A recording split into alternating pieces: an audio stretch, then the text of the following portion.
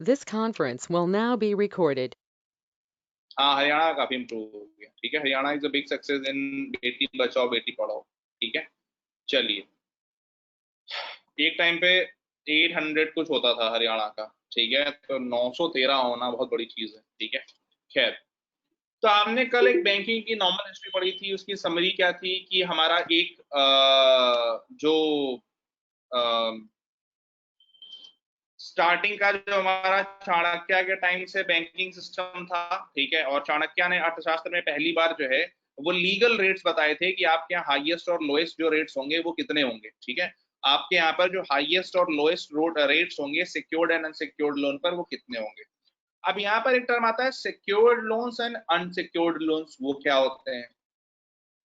मान लीजिए आप कोई लोन लेते हैं, उसके बदले में आप कुछ गिरवी रखते हैं, एज अ कोलेट्रल कुछ रखते हैं, तो उसको कहते हैं सिक्योर्ड लोन। क्योंकि उसके बदले में कुछ गिरवी रखा हुआ है तो वो लोन का इंटरेस्ट रेट कम होता है, क्योंकि जो लोन आपको दे रहा होता है उसको ये श्योरिटी होती है कि आई हैव समथिंग, मतलब अगर ये लोन नहीं भी देगा तो मैं इसको बेच करके पैसे निकाल लूंगा। ठीक है, तो उन लोन्स को कहते हैं सिक्योर्ड लोन, जिनके बदले में कुछ रखा गया हो, कोलेट्रल के तौर पर गिरवी रखा गया हो। अनसिक्योर्ड लोन जिन्हें लूज लोन कहते हैं, कि जहां पर आपने उसके बदले कुछ नहीं रखा है, ऐसे ही लोन दे दिया, तो उसमें अगर पैसा नहीं आया तो आप रिकवर कैसे करेंगे, तो वो प्रॉब्लम होती है। तो जनरली जो है वो जो लेंडर होता है, जो लोन देने वाला होता है, वो अनसिक्योर्ड लोन में इंटरेस्ट रेट ज्यादा लेता है और सिक्योर्ड लोन में कम लेता है, क्योंकि सिक्योर्ड लोन में उसके पास एक श्योरिटी रहती है कि भाई हमारे पास में ये कोलेट्रल है। ठीक है, तो ध्यान रखिएगा कि Arthashastra that is written by none other than Chanakya, Kautilya, Vishnugupta, एक ही बंदे के नाम है। और उन्होंने लीगली ये प्रपोज किया था कि हमारे स्टेट में जो है वो मैक्सिमम और मिनिमम जो इंटरेस्ट रेट्स होंगी वो कितने होंगे। राइट। फिर फिर मैंने आपको बताया था कि सेठ शेख्तियार ये अर्ली बैंकर्स हुआ करते थे। ठीक है, फिर मैंने आपको बताया कि हम लोग उस टाइम पर जो है वो बिल ऑफ एक्सचेंज का यूज कर रहे थे।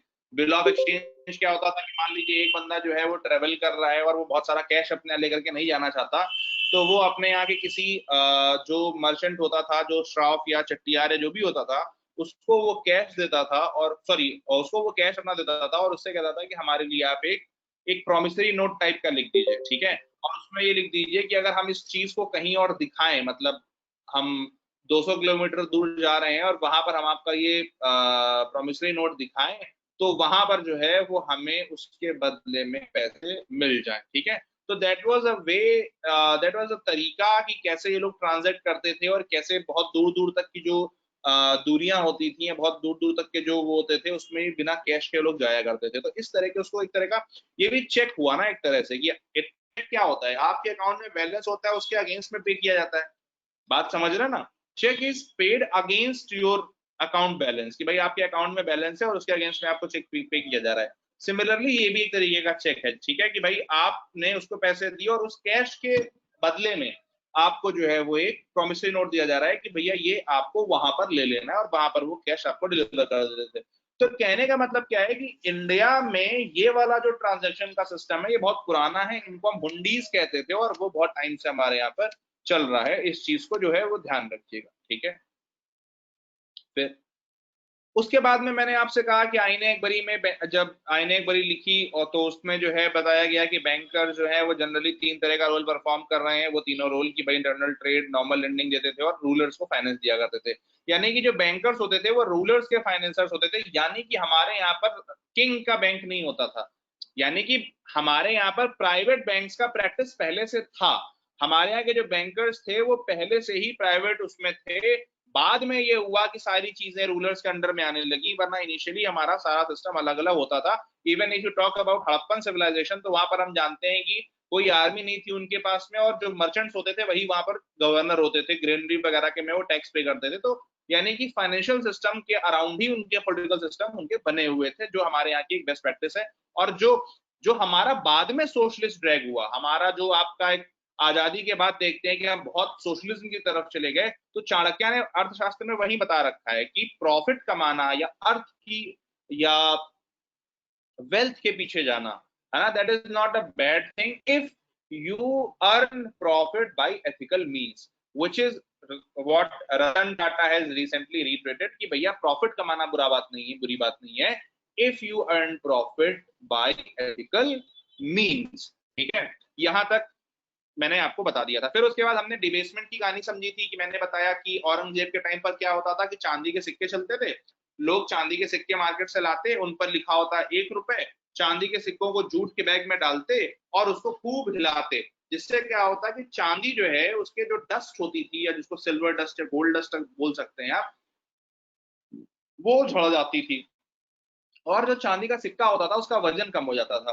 तो इस तरह से सिक्कों से चांदी निकाल करके वो सिक्के वापस कराते थे। तो जब वापस वो सिक्के मार्केट में पहुंचते और दुकानदार उनको लेता और देखता कि उनका वजन तो कम है, तो उसमें टेंडेंसी होती है उन सिक्कों को ना लेने की, जिससे क्या होने लगा कि जो किंग के चलाए हुए सिक्के थे उनको लेकर के भी एक ये हो गया कि लोगों ने झिझक लानी शुरू कर दी या लोगों ने उसको लेना बंद कर दिया, क्योंकि करेंसी की जो इंट्रिंसिक वैल्यू थी, इंट्रिंसिक वैल्यू क्या होती है, वो वैल्यू जिससे वो सोने का सिक्का जिस लागत से बना है, यानी कि अगर हम 5 रुपए का सिक्का लेते हैं और 5 रुपए के सिक्के के ऊपर लिखा है 5, यानी कि if you go and purchase something, तो आप 5 रुपए के इक्विवेलेंट चीज खरीद सकते हैं उससे।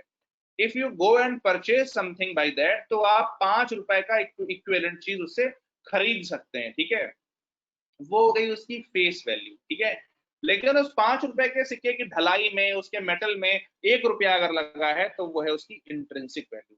अगर हमारी इंट्रिंसिक वैल्यू फेस वैल्यू से ज्यादा होगी, यानी कि अगर वो सिक्का जो है हमारा, वो बना ही 10 रुपए का है, यानी कि उसमें 10 रुपए, उस सिक्के की कीमत 10 रुपए है, उस पन्ने की, उसके मेटल की, लेकिन उसके चेहरे पर 5 लिखा हुआ है, उससे सामान आप 5 का ही खरीद सकते हैं।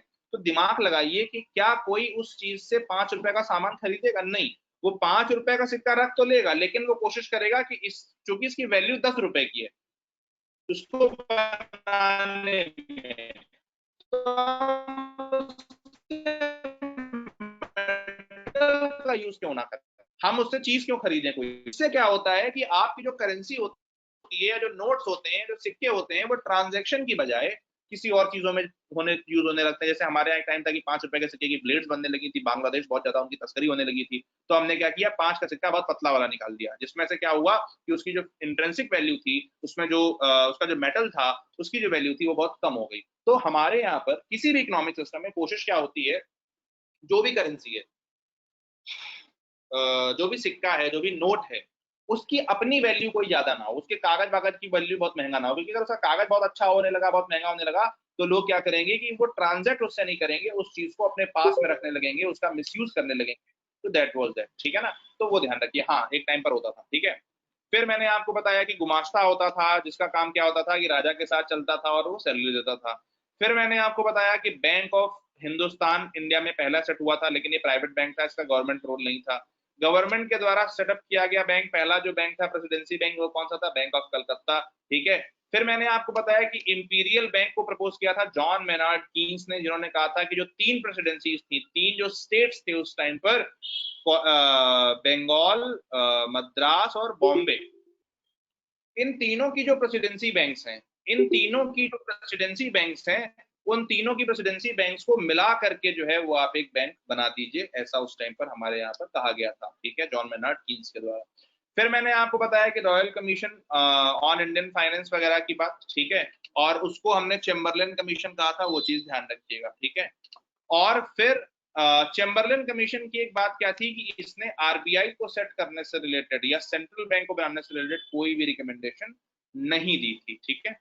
फिर हिल्टन यंग कमीशन, जिसने ये बोला था कि एक आरबीआई होनी चाहिए, जो हमारे लिए प्रीलिम्स में इंपॉर्टेंट ऑब्जेक्टिव्स हैं, ठीक है। और फिर आरबीआई का नेशनलाइजेशन हो जाता है, बैंकिंग रेगुलेशन एक्ट आ जाता है। बैंकिंग रेगुलेशन एक्ट पावर दे देता है आरबीआई को किस बात की, कि वो बैंक्स को मैनेज करेगा, उसको लाइसेंसिंग वगैरह देगा, उसको रेगुलेट करेगा। और फिर लास्ट में क्या होता है कि हमारा जो,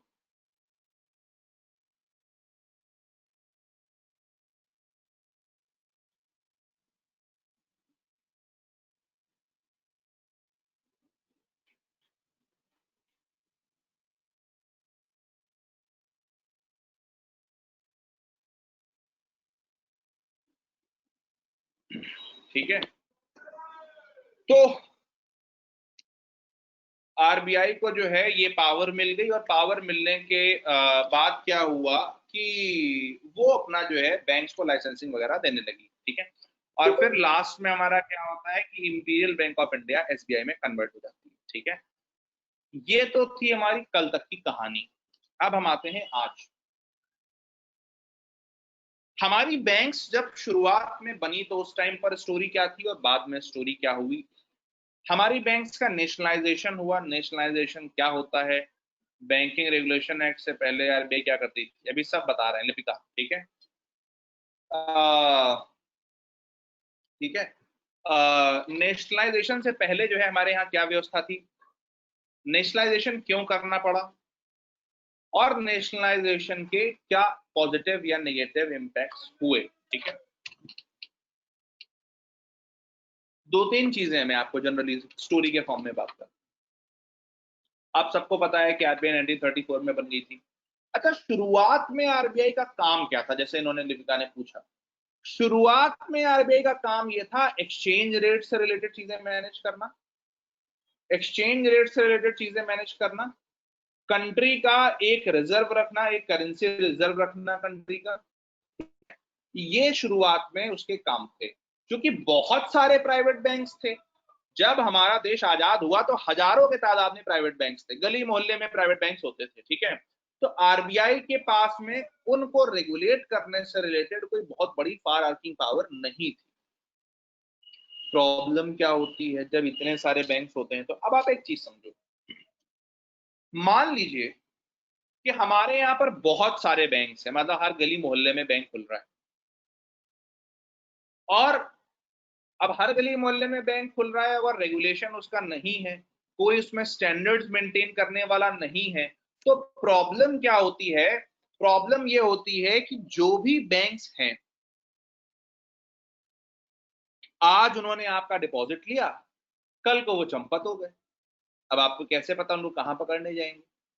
और मान लीजिए कि एक बंदा है, उसने बहुत मुश्किल से पैसा अपने पास कैश रखने की बजाय बैंकिंग सिस्टम में रखना शुरू किया, बैंक में रखना शुरू किया, और कोई एक बैंक चंपत हो गई, तो क्या दोबारा वो बैंक में पैसा रखेगा? क्या इससे हमारे बैंकिंग सिस्टम में लोगों का फेथ इरोड नहीं होगा? हाँ या ना? बाकी लोग सो रहे हैं।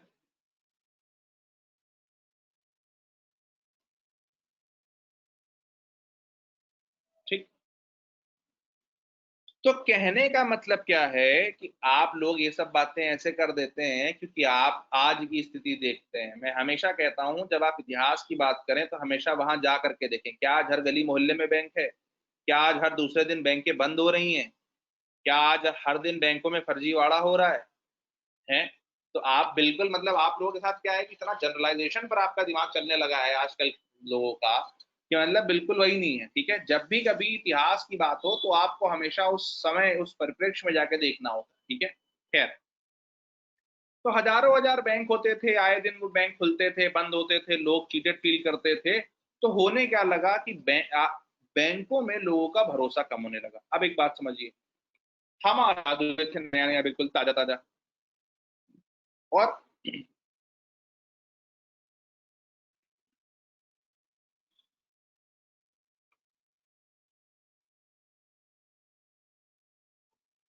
हम नए नए आजाद हुए थे। आजाद होने के बाद में हमको बहुत सारे इकोनॉमिक डेवलपमेंट की जरूरत थी। और जो हमारा इकोनॉमिक डेवलपमेंट है वो कैसे होगा, तो उसके लिए हमें जो भी नए नए इंडस्ट्रीज खुल रहे हैं, एग्रीकल्चर खुल रहा है, उन सबको हमें लोन देने की जरूरत थी। लोन देने के लिए पैसा कहाँ से आएगा? सरकार की तो एक लिमिटेड कैपेसिटी है, उसके बाद तो वो लोन दे नहीं सकती। तो लोन लेने के लिए पैसा कहाँ से आएगा? तो जो बैंक के काम करने का तरीका है उसी से पैसा आएगा, कि यानी कि आप बैंक में 100 रुपए रखेंगे, बैंक जो है वो 20 रुपए अपने पास डिपॉजिट करेगी, और 20 रुपए डिपॉजिट करने के बाद में जो बचा हुआ 80 रुपया है उसको आगे लोन देगी, ठीक है। जिससे कि वो 80 रुपया जो है वो एक्टिव इकोनॉमिक साइकिल में आएगा। वो 20 रुपया जो रिजर्व रख रही है वो इसलिए कि कल को अगर कोई दिक्कत हो गई, बैंक्स को एकदम से पैसे की जरूरत पड़ी, कोई मांगने आ गया, तो वो उसका यूज कर सके, ठीक है।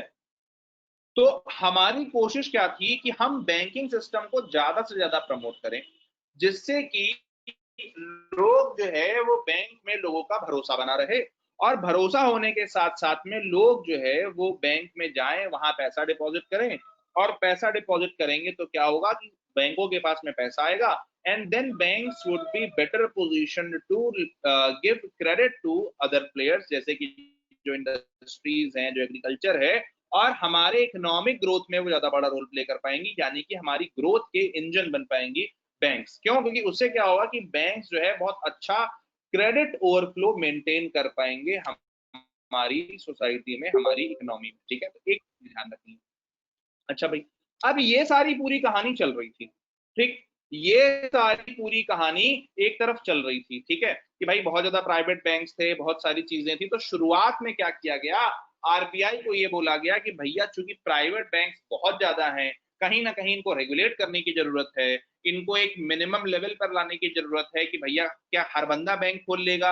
अच्छा, मतलब ये तो वो वाली बात हो गई कि मैं अपने घर में बैठा हूं, मैंने घर के बाहर बोर्ड लगा लिया है, त्रिवेदियन परिवार बैंक, है ना। तो कहने का मतलब ये है कि कोई एक लाइसेंसिंग अथॉरिटी होनी चाहिए जो एक लाइसेंस दे आपको कि भैया एक मिनिमम लेवल के बाद ही जो है वो आप बैंक खोल पाएंगे, ठीक है। तो ये डिसाइड हुआ, एक बार जरा ये पढ़ ले, ये जरा दो लाइनें पढ़ें एक बार सभी लोग, 2 पॉइंट्स।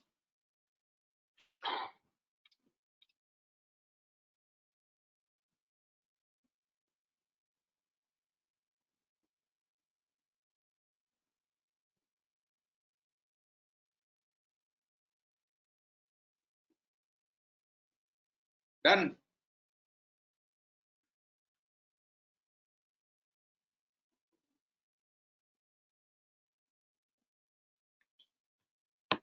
सभी लोग,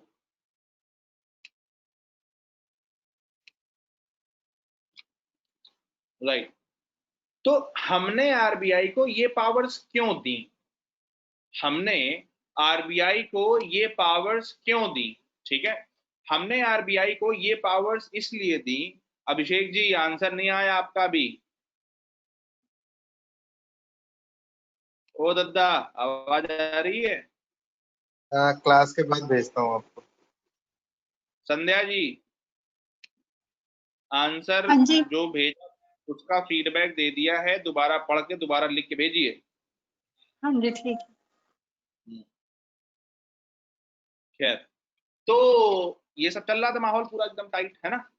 तो हमने आरबीआई से कहा, हमने कहा बेटा लो पावर, ये वाली पावर लो तुम, जो है अब तुम बताओगे कि हमारे यहाँ पर कौन बैंक बनेगा और कैसे वो काम करेंगे, किसका क्या रेगुलेशन होगा, किन शर्तों को पूरा करने के बाद हम किसी को बैंक बनाएंगे, ये सारा कार्यक्रम करने की पावर हमने दे दी आरबीआई को। ठीक, अब यहाँ से खेल समझिए, इस समय पर क्या हो रहा है।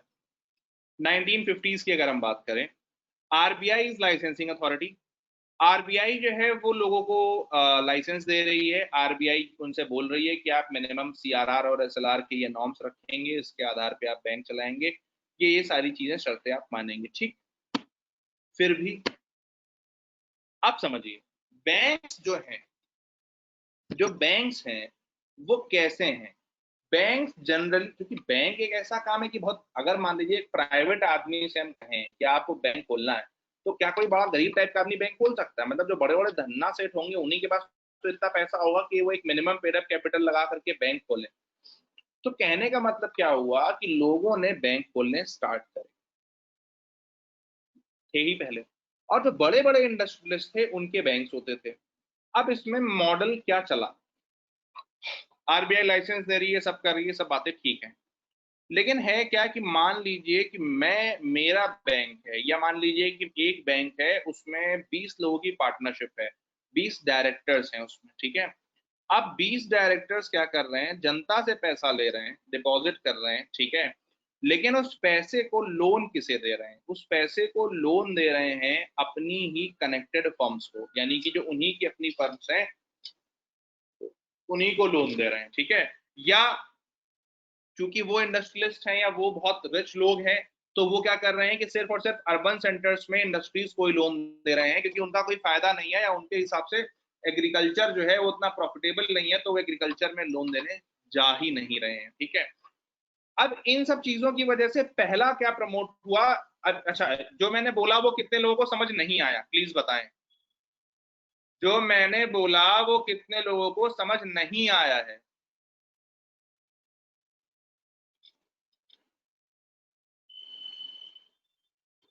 मैंने ये कहा कि मान लीजिए कि आप 10 लोग, 20 लोग जो है वो हाँ, आप 10 लोग या 20 लोग जो है वो एक बैंक को ओन कर रहे हैं, उसके ओनर हैं।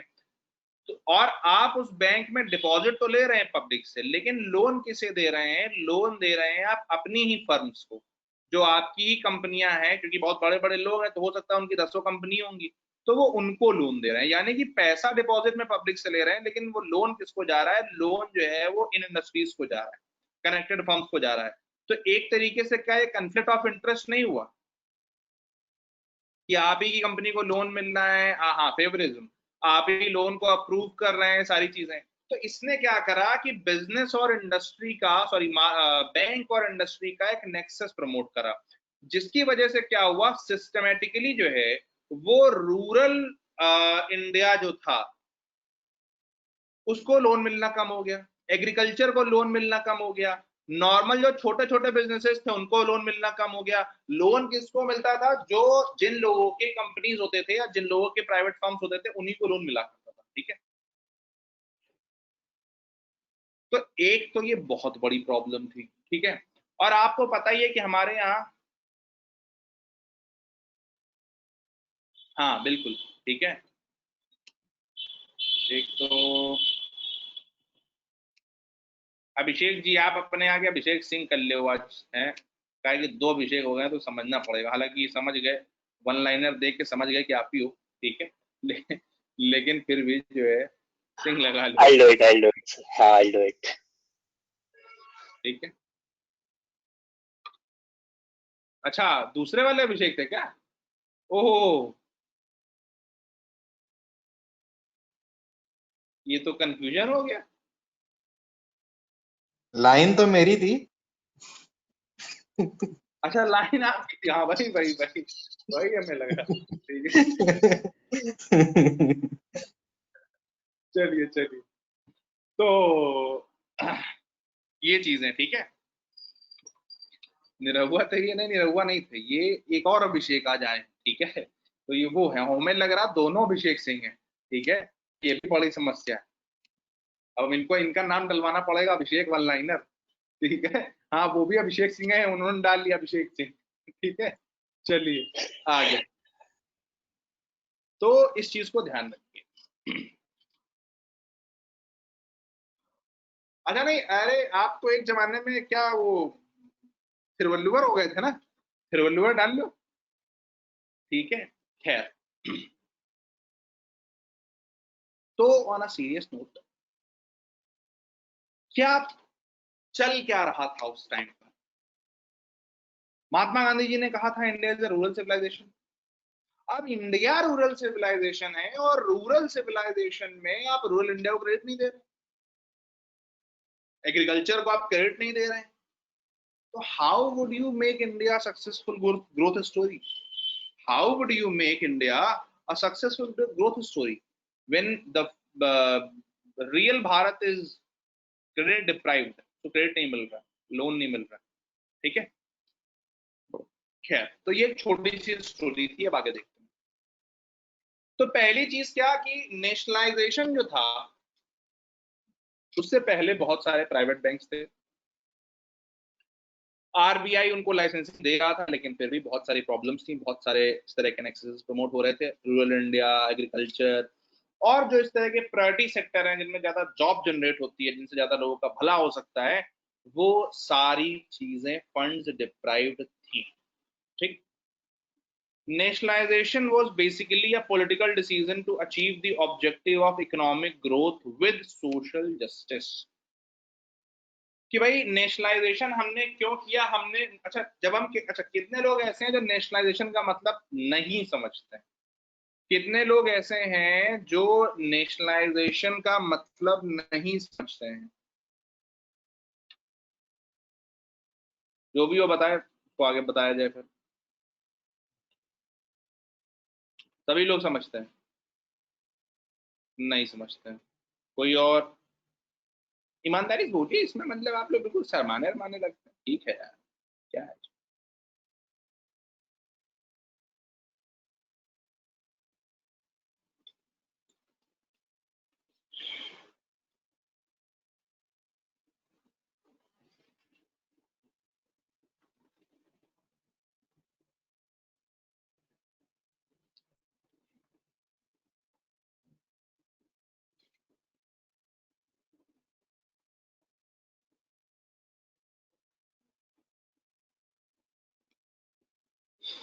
ठीक।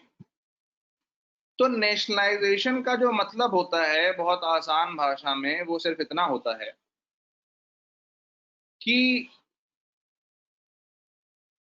जो बैंक्स हैं या कोई भी चीज है, अगर हम कहते हैं कि हम कोई फर्म का नेशनलाइजेशन कर रहे हैं, किसी कंपनी का नेशनलाइजेशन कर रहे हैं या किसी बैंक का नेशनलाइजेशन कर रहे हैं, तो उसका मतलब ये होता है कि उस पर गवर्नमेंट कंट्रोल होगा। उसका मतलब ये होता है कि उस पर गवर्नमेंट कंट्रोल होगा, कि वो गवर्नमेंट की ओनरशिप में आएगी। ठीक है, इतना मतलब होता है। अब थोड़ा सा क्या, अगर आप लोग इजाजत दें तो थोड़ा क्या इसको थोड़ा एक स्टेप आगे ले जाया जाए क्या? ठीक ठीक। नॉर्मल समझिए, मतलब बिल्कुल कोई उसमें वो नहीं है, आसान भाषा में समझिए। देखिए, ये नेशनलाइजेशन का डिसीजन या गवर्नमेंट कंट्रोल का डिसीजन क्यों लिया गया होगा? एक बहुत बड़ा कारण ये होगा कि failure of market to achieve trust of people, yes और no.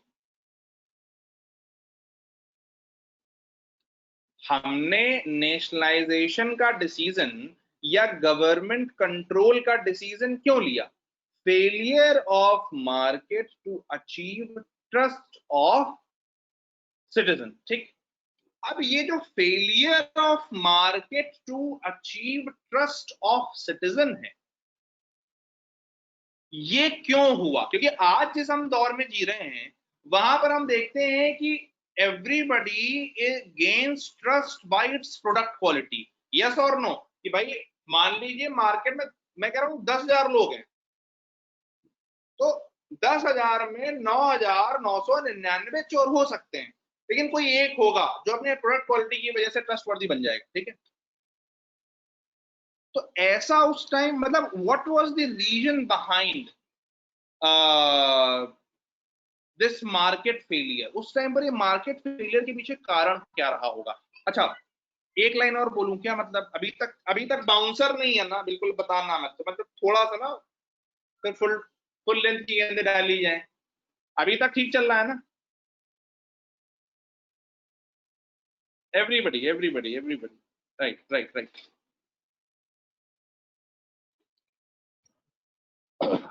Just remember one line.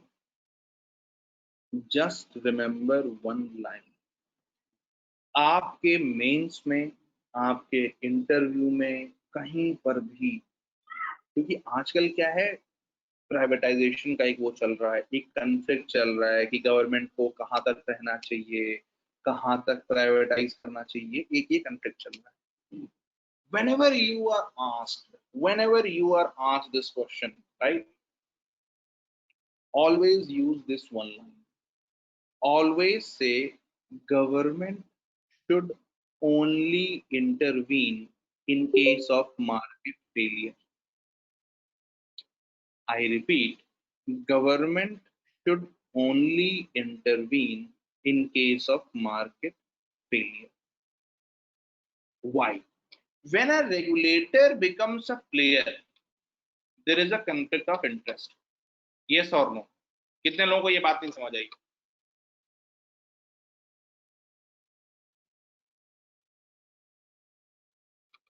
ईमानदारी से बताइए। हाँ, हमारे गांव में कहते हैं,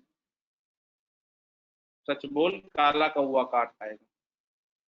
When a regulator becomes a player, या player as in कि जिसको रेगुलेट किया जा रहा है, when a regulator becomes a player there is conflict of interest, यानी कि सरकार ही रेगुलेटर है और सरकार की एजेंसियां ही काम कर रही हैं जिनको वो रेगुलेट कर रही है। ठीक।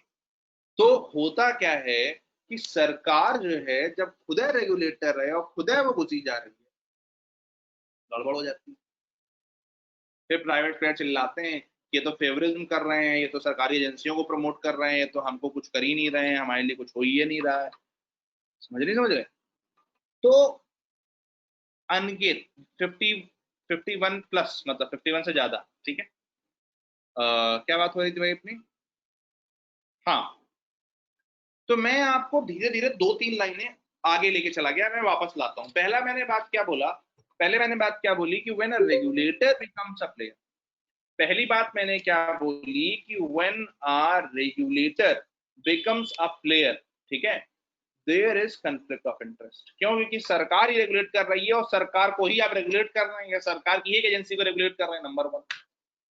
Number 2, government should intervene when there is market failure, यानी कि गवर्नमेंट का इंटरवेंशन लास्ट पॉसिबल रिसोर्ट होना चाहिए। ठीक, क्यों ऐसा है? देखिए, हर काम आज जो है वो स्पेशलाइजेशन का दौर है। जो बंदा जिस चीज में स्पेशलाइज कर रहा है उसको वहां बुलाना चाहिए। नंबर 2, जिस तरह की आज की कोविड-19 के द्वारा जो स्थितियां बन रही हैं, उसमें हम देख रहे हैं कि गवर्नमेंट के पास लगातार फंड्स की कमी होती है, और गवर्नमेंट के पास अगर फंड्स की कमी है तो हमें गवर्नमेंट के रोल को भी लिमिटेड करना चाहिए, रादर देन कि गवर्नमेंट हर जगह जाए।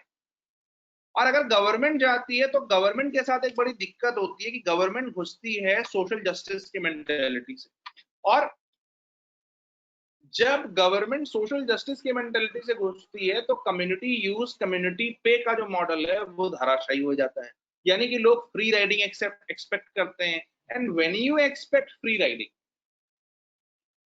तो क्वालिटीज सब ऑप्टिमल हो जाती हैं, प्रोफेशनलिज्म जीरो हो जाता है। That is why I always say कि free free free is the biggest lie of this world. ठीक है, क्योंकि जहां पर भी आप फ्री देंगे, there is nothing free, right? When you say कि हमारे यहाँ education free, right, we say हमारे यहाँ एजुकेशन फ्री है, you would have seen too many people championing कि भाई हमारे यहाँ education free. There is nothing free. Free कहाँ है? कैसे है फ्री? आप बच्चे से फीस नहीं ले रहे हैं तो आपकी वहां से इनकम नहीं हो रही है, लेकिन आपको इंफ्रा बनाना है, आपको सैलरी देनी है, अब आप सरकार हैं, उसको करने के लिए आप कहीं दूसरे से टैक्स लगा रहे हैं। दिल्ली में पेट्रोलियम के दाम 10 रुपए ज्यादा थे उत्तर प्रदेश से। उत्तर प्रदेश में 72 रुपए था, वहां 81 रुपए डीजल के दाम। ठीक है, क्यों? Because you don't have money, because at the one end you are saying, you are resorting to populistic measures कि भाई फ्री एजुकेशन। तो वो क्या होना चाहिए? क्या हम प्राइवेट स्कूल जैसी फीस इतनी कर दें? नहीं, free is never a solution. हमें करना क्या चाहिए कि भैया हम 10 रुपए, 20 रुपए, 50 रुपए, 100 रुपए, 150 रुपए हम फीस दें। क्या जो दिल्ली में बंदा रह रहा है वो 150 रुपए फीस नहीं दे सकता क्या? और हम क्यों नहीं फीस को लिंक कर देते हैं उसकी एनुअल इनकम से? आजकल तो आधार कार्ड सब कुछ लिंक्ड है, बैंक खाते लिंक्ड है, सब लिंक्ड है, उसकी इनकम और सब कुछ लिंक्ड है। So why do not we go move towards a digital economy? Then we can regulate everything कि भाई आपको पता है कि भैया इनको, इनके खाते में इतने पैसे आते हैं, इनके महीने भर की इनकम इतनी है, तो इनके बच्चे को हम इतनी फीस देंगे। ठीक है, अब वो तो उनका पॉलिटिकल इंटरेस्ट है, जो भी है, ठीक है, but there is nothing free, there is inherent. जैसे अपन बात करते हैं ना, क्वाइन में इंट्रिंसिक वैल्यू होती है, वैसे ही हर चीज में इंट्रिंसिक वैल्यू होती है। ठीक है ना? तो एक चीज वो ध्यान रखिए कि government always comes with this mentality of populism या सोशल वेलफेयर या सोशल जस्टिस। सोशल जस्टिस का मॉडल रखना गलत नहीं है, लेकिन सोशल जस्टिस में भी there should be a professionalism. आप एक बात बताओ, हमारी सरकारें इतने साल से, 70 साल से योजनाएं चला रही हैं कि ये फ्री दे देंगे, वो फ्री दे देंगे। व्हाई डोंट यू सी कि हमारे यहाँ प्रॉस्पेरिटी बढ़ रही है? बिकॉज प्रॉस्पेरिटी फ्री देने से नहीं बढ़ती, प्रॉस्पेरिटी उनको स्किल देने से बढ़ती है, प्रॉस्पेरिटी उनको जो है वो कोई काम देने से बढ़ती है, एंटरप्रेन्योरशिप से बढ़ती है। अब जा करके हम इंक्यूबेशन सेंटर्स बना पाए 70 सालों बाद अटल इनोवेशन मिशन के अंडर में, जो हर डिस्ट्रिक्ट बन रहे हैं to promote entrepreneurship. So it is high time कि हमारे प्रधानमंत्री कह देते हैं कि एक तरफ आप कह रहे हैं कि भाई हम आपको स्किल देंगे, दूसरी तरफ आप कहते हैं हम 2000 रुपए देंगे। अरे आपसे एक्सपेक्टेड नहीं आप 2000 रुपए दें। आप तो इसलिए चुना गया है, लोगों ने इसलिए चुना है कि आपने एक स्टेट को एंटरप्रेन्योरशिप से चमका दिया। तो व्हाई डोंट यू स्टार्ट, मतलब why don't you only resort to that, right, कि भाई हम आपको जॉब देंगे, राइट? वो बात अलग है कि ठीक है अभी की क्राइसिस में आप दे सकते हैं, नहीं दे सकते, दैट इज डिबेटेबल। हाउएवर, तो मेरा कहने का बहुत बेसिक सा मतलब ये है कि government should intervene as the last resort, right? Government should intervene when markets fail, right? And why market failed before nationalisation? कोई जवाब किसी के पास? नेशनलाइजेशन जब हमने किया तो मार्केट फेलियर हुआ होगा, तभी हमने सरकार को कंट्रोल दिया, लेकिन क्यों मार्केट फेल हुई? किसी के पास जवाब है इस बात का?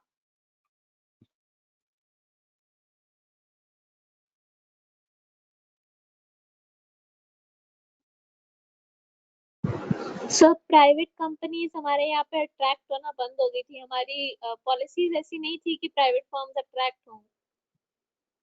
बिल्कुल, कंपटीशन की कमी होने की वजह से, हाँ बोल सकते हो कि एफडीआई नहीं थी, ये भी सही रीजन है। कंपटीशन की कमी होने की वजह से, बिल्कुल कंपटीशन की कमी होने की वजह से हमारे यहाँ पर इस तरह का लॉस ऑफ, सॉरी हमारे यहाँ पर ये हुआ था, क्या क्या क्या हुआ था, क्या बोल रहे थे अपन?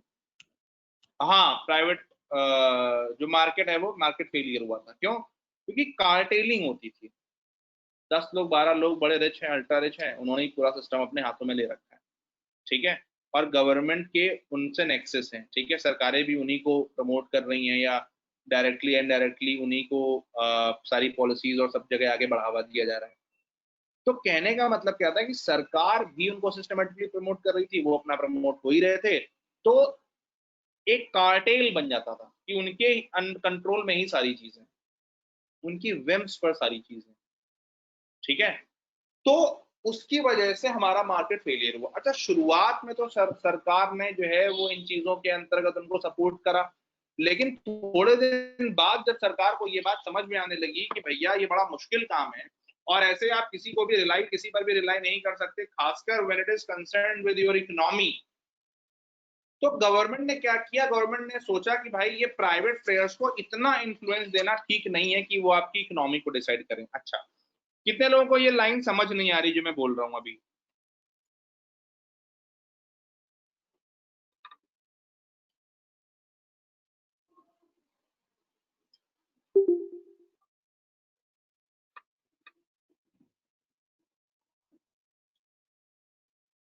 हाँ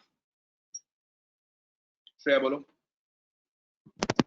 सर जैसे कि आपने बोला कि गवर्नमेंट को तभी इंटरवीन करना चाहिए जब मार्केट फेलियर हो, तो उस पे एक क्रॉस क्वेश्चन नहीं हो सकता कि क्या वेट करेंगे कि मार्केट फेलियर हो तभी इंटरवीन करेंगे ऐसा? देखो,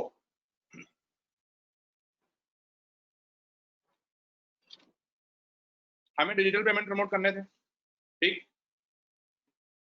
हमने क्या किया?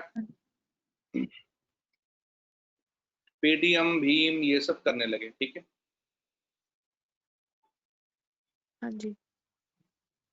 मार्केट फेलियर का मतलब ये नहीं होता है।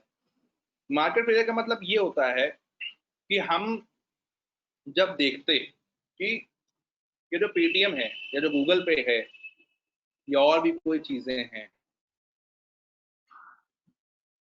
जब इन पर लोग भरोसा नहीं कर रहे या कोई प्रॉब्लम आ रही है तो हम भीम उतारते हैं। आप अगर ध्यान दें तो डिमोनेटाइजेशन के जस्ट बाद भीम फॉलो किया। क्यों? पेटीएम चल रहा था उससे पहले, लेकिन उसकी मार्केट लिमिटेड थी और एक बहुत बड़ा तबका है हमारे यहाँ जो, देखिए व्हेन यू से गवर्नमेंट, तो गवर्नमेंट के साथ एक एम्बेडेड ट्रस्ट आता है, ट्रस्ट फैक्टर आता है। तो हमने भीम इसलिए लाया क्योंकि हमें था कि हम गवर्नमेंट के उस ट्रस्ट फैक्टर को यूज करके उसको पॉपुलराइज कर सकते हैं, और वो हुआ भी, ठीक। तो ये नहीं कह रहे हैं कि हम मार्केट फेलियर का वेट करें, but we should first start competition among private players. We should make it open for all. When we see कि भाई ओपन करने के बाद भी कुछ दिक्कत हो रही है, then government can intervene. Shreya.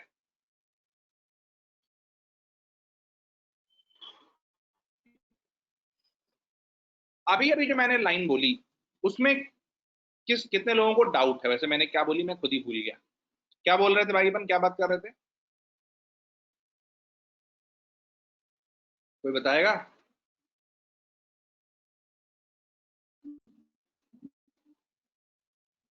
अरे श्रेया के सवाल से पहले, हाँ, नहीं, श्रेया के सवाल से पहले बात कर रहे थे मार्केट क्यों फेल हुई। मार्केट क्यों फेल हुई? तो मार्केट फेल हुई क्योंकि कंपटीशन नहीं था, मार्केट्स हमारे ओपन नहीं थे। हाँ, तो मेरा सवाल ये था आपसे कि भाई हमारी गवर्नमेंट को नेशनलाइजेशन के दौरान या नेशनलाइजेशन करने के टाइम पर ये क्यों लगा कि हम प्राइवेट प्लेयर्स पर अपनी पूरे देश की बैंकिंग को नहीं छोड़ सकते, वो हमारी इकोनॉमी के लिए भी खतरा है। ऐसा क्यों लगा उस टाइम पर सरकार को? कोई जवाब है इसका आपके पास, अभिषेक जी उर्फ थिरुवल्लुवर?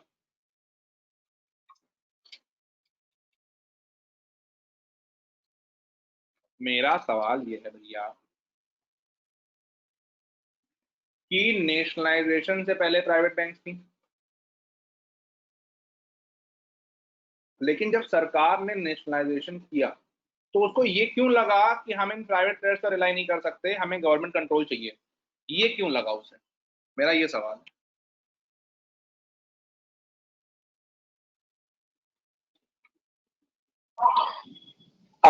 सर मेरे अंडरस्टैंडिंग के हिसाब से अभिषेक सिंह है। सो मेरे अंडरस्टैंडिंग के हिसाब से अगर private players are the only ones who are regulating the market, तो interest rate और जो deposits everything they'll be regulating, and there be no kind of, if government players are there in the market, so there will be a competition first of all, and when the competition is there, so if they kind of this creates some kind of assurity among people, and the economic state won't be disturbed easily because there are other options available which are much more stable. Private तो कुछ भी कर सकते हैं, it totally private means private. ठीक, कोई और को जोड़ना चाहेगा?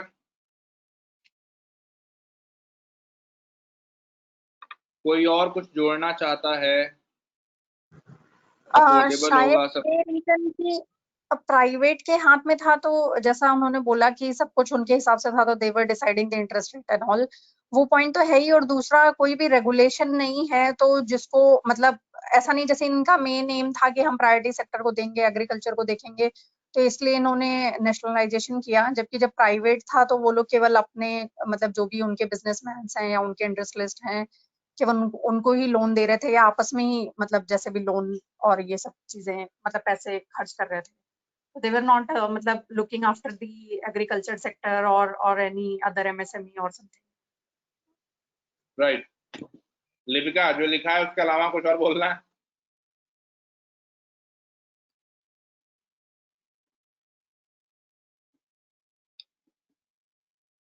राइट, कोई और? राइट, सुयोधन कुछ बोलना है?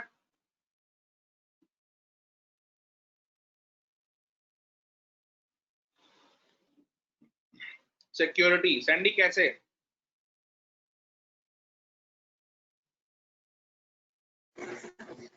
प्राइवेट से ज्यादा सिक्योर फील करेंगे लोग गवर्नमेंट के साथ।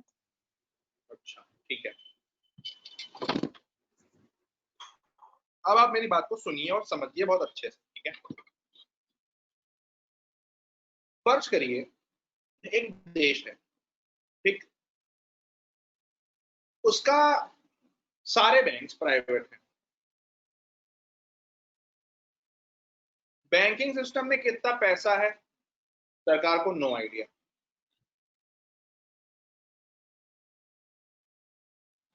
किसे लोन दे रहे हैं सरकार को नो आइडिया।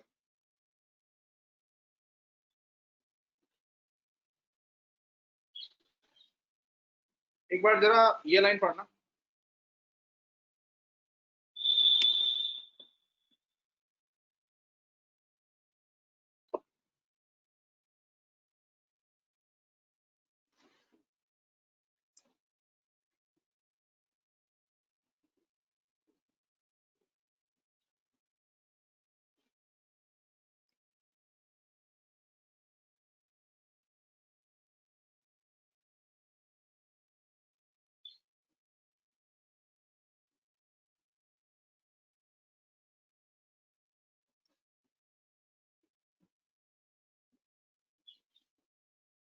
पढ़ लिया?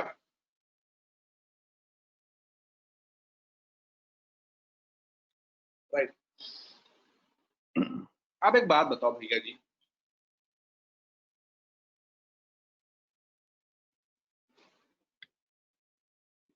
आप आए हाय राजा बेटा, आर्टिकल का नंबर ही बता देते।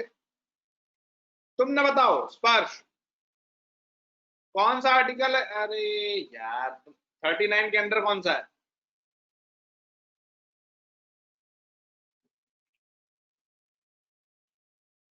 बहुत बढ़िया, राइट। कितने लोगों को याद था कि ये 39C है? ईमानदारी से बताइएगा, कितने लोगों को? गंगा मैया कसम है, झूठ न बोलना कोई। देखो ये देखो देखो, ईमानदार कितने लोग मेरे यहाँ। गजब, सुयोधन अनिकेत, वाह। ये देखो नो कमेंट, अनिश्चिंत नहीं। 39 ने लगा था भैया जी, काम नहीं चलेगा ऐसे। हाँ संध्या जी बोल दो, चुप्पे का आए हो? था याद नहीं याद था? मुझे पता था, पर मुझे लगा आपने बाकी लोगों से पूछा। चलिए, मैंने पूछा नहीं था, लेकिन मैं पूछ रहा था कि याद है या नहीं। चलिए, तो खैर कहने का मतलब ये है कि सरकार को उस टाइम पर ये लगा कि यार हमारा जो एक इकोनॉमिक सिस्टम है कि हमारा इंपोर्ट एक्सपोर्ट है, हमारा एक सर्टेन लेवल ऑफ रिजर्व होता है, ये सारी चीजें अगर हम प्योरली मार्केट के हाथ में छोड़ देंगे तो हम जो इकोनॉमिक ऑब्जेक्टिव्स यूज करना चाहते हैं, अचीव करना चाहते हैं, हमारे 5 ईयर प्लान चल रहे हैं, वो कैसे अचीव करेंगे? यानी कि to achieve a greater cohesion between government's economic policy and banking system, plus maintain a stability and reliability in banks, plus to increase deposit in banks, plus जितने डिपॉजिट बढ़ेंगे उतना क्रेडिट बढ़ेगा, to increase credit in economy, plus diversified credit, एक ही लोगों को ना जाए, industry को भी जाए, छोटी को भी जाए, बड़ी को भी जाए, एग्रीकल्चर को भी जाए, रूरल को भी जाए, आर्टिशन को भी जाए, ट्राइबल को भी जाए, हर तरह, हाउसिंग को भी जाए, ठीक है, सारे सेक्टर्स में जाए, ठीक। इन कारणों की वजह से नेशनलाइजेशन हुआ था। अब जरा हम रीजंस पढ़ते हैं। अब आपके लिए रीजंस एकदम हलवा हलवा हलवा हो जाएंगे, ठीक है। पहला रीजन क्या है? Industrial sector availed the bulk of bank credit and the corporates virtually controlled the banking system। क्या इस लाइन में कोई दिक्कत है? अपन ने वही अभी बात करी कि चूंकि एक कार्टेलिंग होती थी, कॉर्पोरेट्स ही बैंक्स को ओन करते थे, वही अपने लोगों को लोन देते थे। हर पॉइंट में चटाचट 5G स्पीड में लिखते जाना, कोई दिक्कत है या नहीं? क्या इसमें कोई दिक्कत है?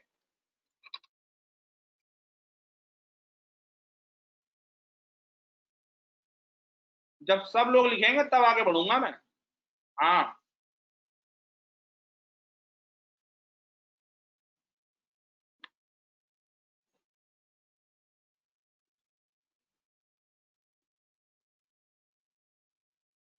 अल्लाह,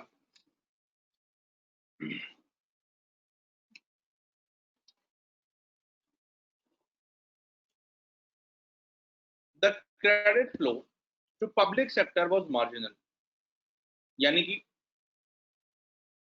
जो पब्लिक सेक्टर था, आम जनता हो, एग्रीकल्चर, जो भी हो,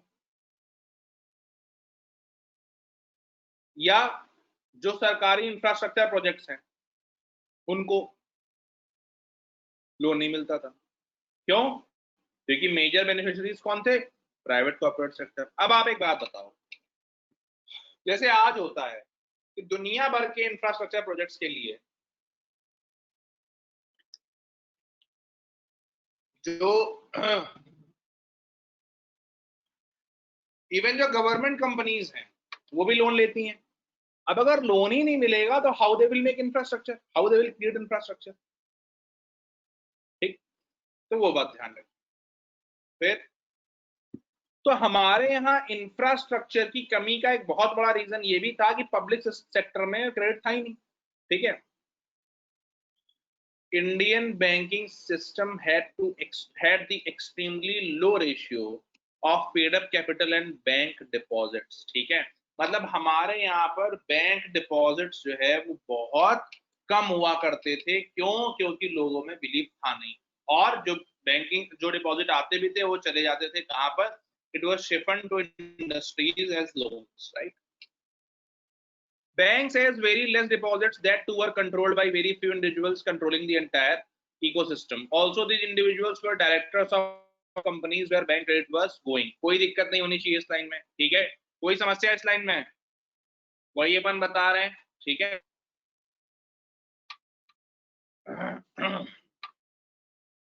हमने कहा ना बिल्कुल कीपैड पे बैठे रहो, चटाचट लिखना एकदम 5G स्पीड में, ठीक है? Thus, ownership pattern and the interlocking between the banks and commercial corporate sector decided the flow of bank credit in favor of the corporate. यानी कि जो वो nexus था बैंक्स का और कॉर्पोरेट सेक्टर का, उसने जो है वो डिसाइड किया कि बैंक क्रेडिट किस तरफ जाएगा।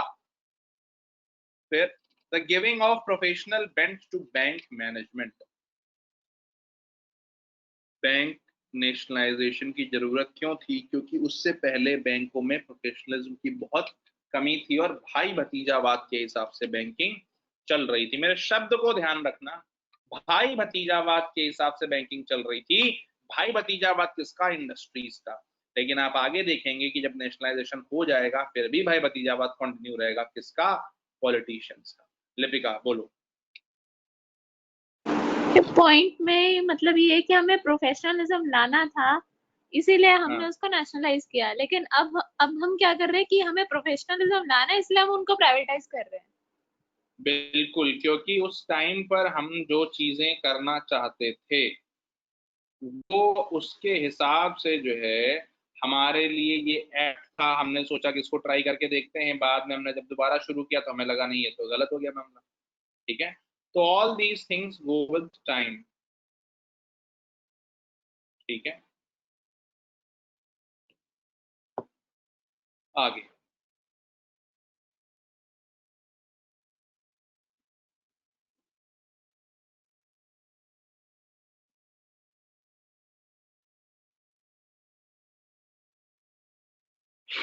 एक मिनट का ब्रेक, फिर आगे बढ़ते हैं। थोड़ा गले को आराम दिया जाए।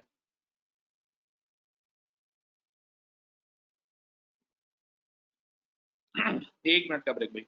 आप कोई डाउट मत पूछना, बस इस 1 मिनट गले के लिए लिया है, उसके बाद पूछ देना।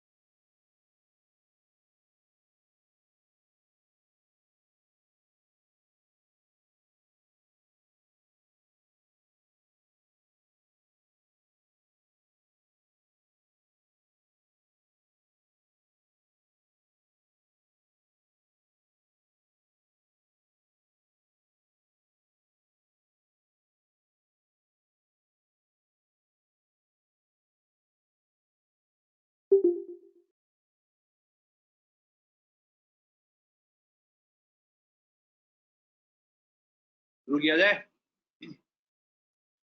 यार?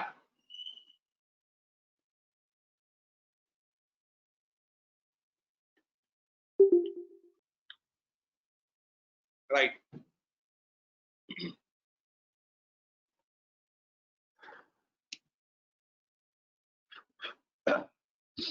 तो फिर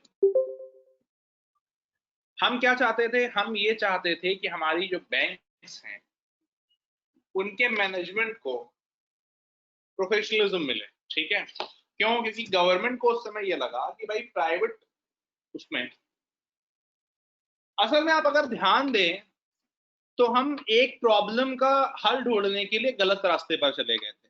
हमें चाहिए था प्रोफेशनलिज्म और हम चले गए सरकार की तरफ। कितने लोग मेरी बात समझ रहे हैं मैं क्या बोल रहा हूँ? जब हमारे सामने ये समस्या आई थी तो हमें करना क्या चाहिए था, जो हमने 1991 में करा, एलपीजी, लिबरलाइजेशन, प्राइवेटाइजेशन, ग्लोबलाइजेशन। ठीक है, अगर हम वहीं पर इकोनॉमी को उठा करके जो है वो ओपन कर देते तो हमारे सामने ये वाली समस्या ना होती। और आज जो हमें करना पड़ रहा है कि नेशनलाइज से फिर हम प्राइवेटाइज कर रहे हैं, वो ना होता। क्यों? ये देखिए, उस समय भी लिटरेचर अवेलेबल था, उस समय भी एग्जाम्पल अवेलेबल थे। ठीक है, जहां पर एक ही अथॉरिटी के अंदर में सब कुछ, कभी भी अगर राजा ने सब कुछ करना चाहा तो उसमें भी दिक्कत है। जहां पर आपको excessive government control was a bad idea. ठीक है, लेकिन उस टाइम पर आइडियोलॉजिकल लीनियंस, लोगों के एलिजियंस थे, जिसके कारण जो है वो हमें गलत ऐसे रास्ते की तरफ चले गए जहां पर उस टाइम पर हमें जाना एप्ट नहीं था। ठीक है, क्योंकि अब हम वापस से उसी पुरानी जर्नी की तरफ आ रहे हैं। ठीक है, तो अगर हमने उसी टाइम पर एलपीजी कर दिया होता तो हमारा जो आज का फाइनेंशियल सिस्टम है वो कम से कम 20 साल और मैच्योर होता। क्यों? हमने 1991 में एलपीजी करा, नेशनलाइजेशन स्टार्ट हो गया था 66 से, 69 से, हम 20 साल हमारा इकोनॉमिक सिस्टम मैच्योर होता अगर हमने उसी टाइम पर एलपीजी कर दिया होता। तो थोड़ा सा और आगे बढ़े क्या? अभी तक ठीक चल रहा है? लेकिन सर उस टाइम पे भी जैसे एक डाउट है कि उस टाइम पे जो मतलब कंट्री में जो कैपिटल था वो बहुत ही कम हाथों में वो था, कंसंट्रेटेड था। तो अगर बैंकिंग विद रेगुलेशन लिबरलाइज करते भी तब भी मतलब कुछ ही प्लेयर्स के हाथ में ही तो रह जाता। मतलब how would the situation would have improved? मतलब वो बैंकिंग फैलती कैसे लोगों, मतलब वो मतलब मल्टीपल बैंक्स बनते कैसे फिर उस केस में? बढ़िया। कोई और सवाल किसी का?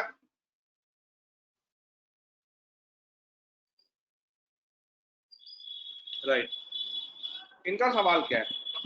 इनका सवाल ये है कि भाई अगर हम उसी समय पर लिबरलाइजेशन, प्राइवेटाइजेशन, ग्लोबलाइजेशन कर देते तो हमारी जो बैंकिंग है उसका जो प्रसार हुआ, आज जो हर रूरल एरिया में और हर जगह जो पहुंची, वो वहां कैसे पहुंचती? ठीक,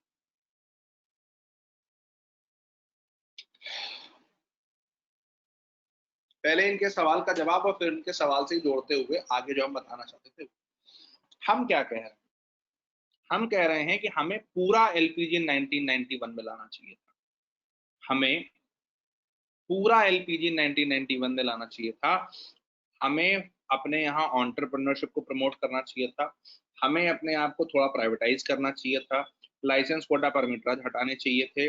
और उसके साथ साथ बैंकिंग को प्रमोट इस तरह से करना चाहिए था कि वो, देखिए, गवर्नमेंट पॉलिसीज एक गाइडिंग डॉक्यूमेंट होती हैं। अगर गवर्नमेंट ये कहती कि रूरल एरियाज में हम बैंकिंग खोलने पर इतना टैक्स बेनिफिट देंगे या हम फलाने फलाने बेनिफिट देंगे, और उसके बाद वो कहती कि we are inviting private players to go to rural India, तो लोग जाते रूरल इंडिया में। क्यों? आप हमेशा एक चीज ध्यान रखिए, जो भी अच्छा बिजनेसमैन होता है ही always looks for bigger base then height of pyramid. कितने लोग मेरी बात समझ रहे हैं?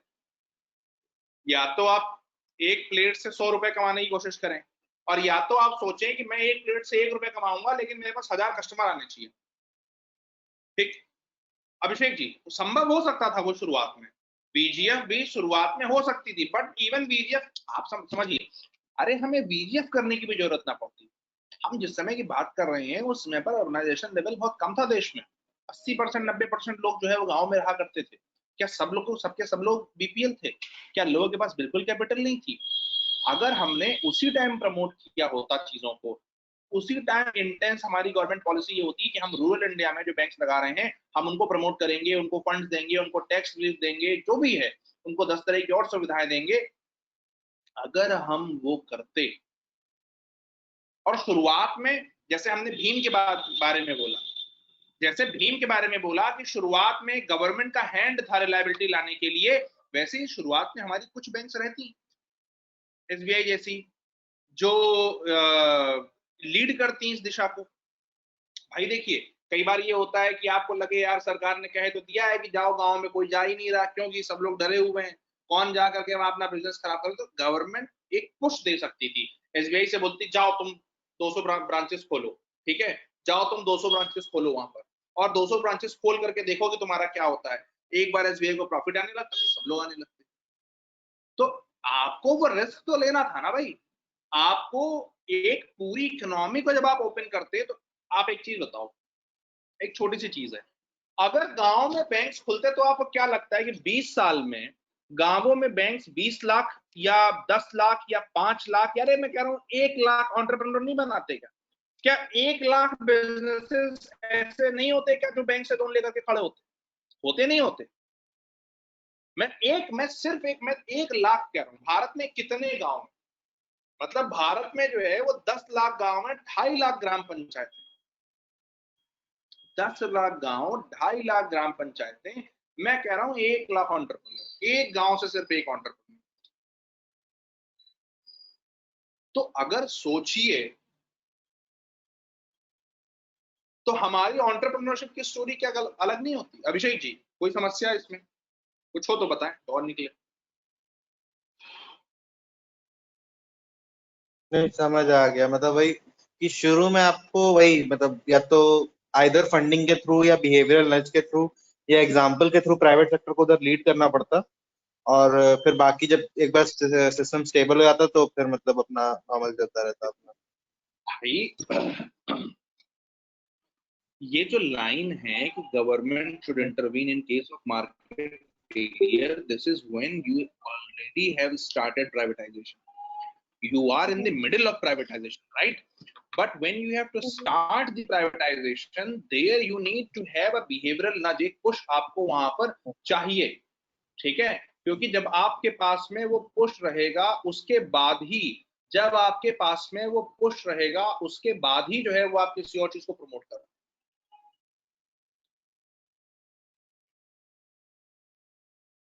राइट? अच्छा, अब एक छोटी सी चीज और अपन बताऊंगा सर। एक सवाल है उसी क्वेश्चन से रिलेटेड।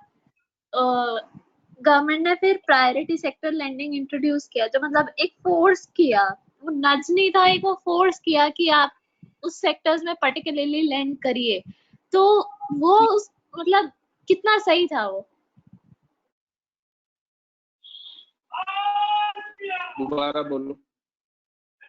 जब हम प्रायोरिटी सेक्टर लेंडिंग लाए कि हमें ये हर एक प्राइवेट फर्म को या प्राइवेट बैंक को कहीं से भी बाहर से भी अगर फॉरेन बैंक आ रहा है तो उन्हें एग्रीकल्चर ये सब छोटी छोटी चीजों में लोन्स देने पड़ेंगे, तो वो तो फिर एक तरह से फोर्स हो गया ना, वो नज थोड़ी ना हुआ।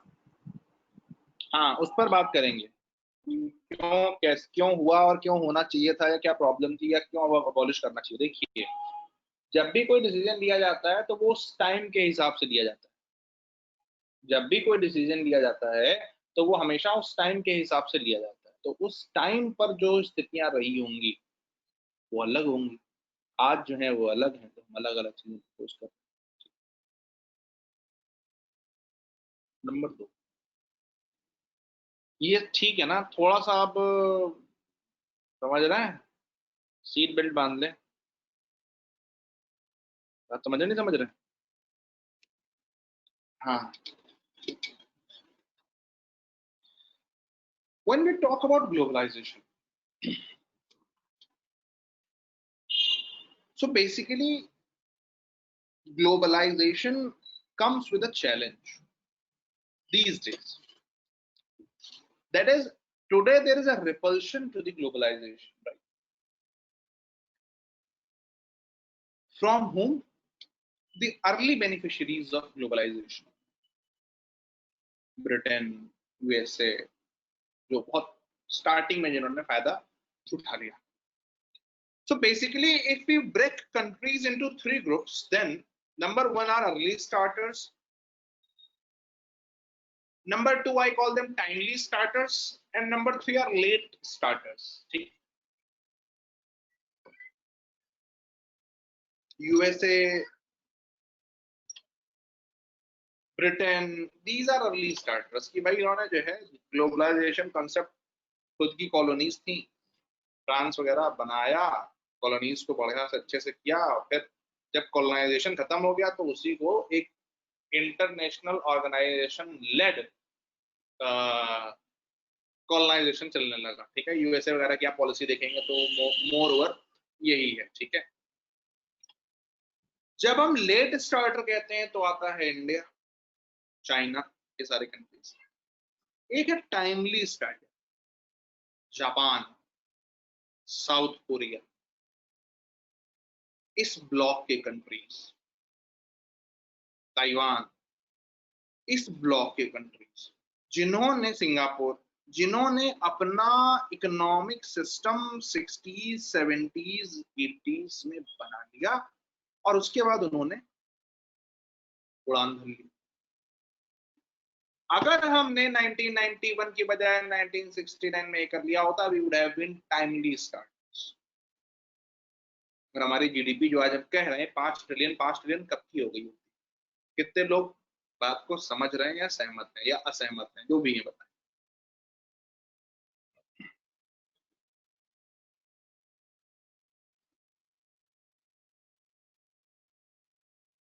सभी लोग, मतलब लेट्स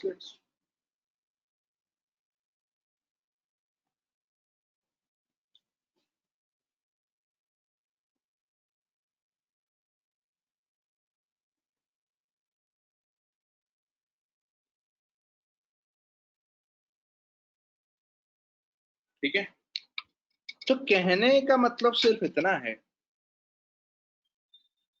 कि बहुत छोटे छोटे डिसीजन ये डिसाइड कर देते हैं कि what will be your future course as a nation, as a country.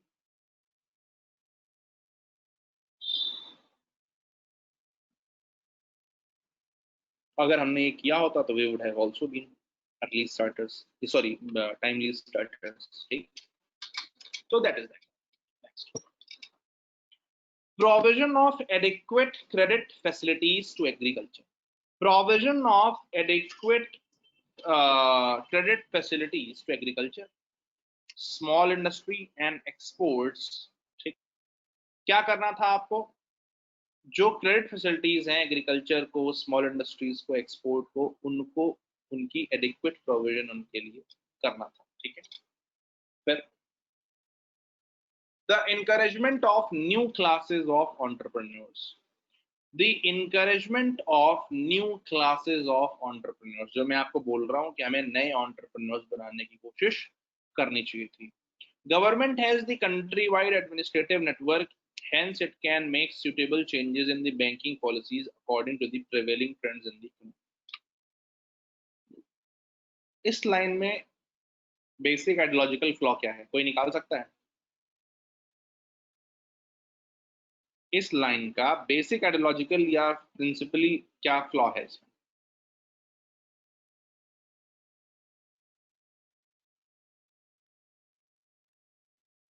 सोचिए सोचिए सोचिए, इसमें प्रिजम्पशन क्या ले रहे हैं हम? जब हमें लाइन लिख रहे हैं तो इसमें हम प्रिजम्पशन क्या ले रहे हैं? हमारा मतलब एक पहले से ही हमने कुछ सोच लिया है अपने मन में, वो क्या है? नहीं, वो बात नहीं, मे बी, और नहीं, वो तो है,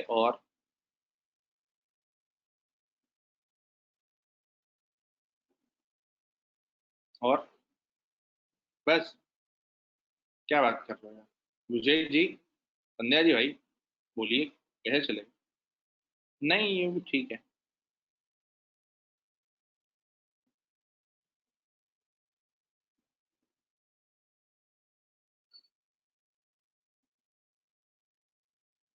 कि इकोनॉमिक ट्रेंड्स और पॉलिटिकल ट्रेंड्स कंफ्लिक्ट नहीं करेंगे। एग्जैक्टली, हमने ये मान लिया हमेशा कि जो इकोनॉमिक ट्रेंड्स होंगे, ठीक है ना, जो इकोनॉमिक ट्रेंड्स होंगे वो हमेशा एक कहा था भाई, ये जो इकोनॉमिक ट्रेंड्स होंगे वो हमेशा जो है वो पॉलिटिकल ट्रेंड्स के साथ चलेंगे।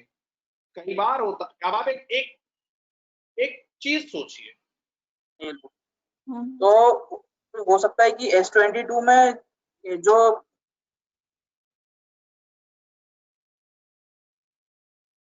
क्या हो गया भाई, कौन बोल रहा है?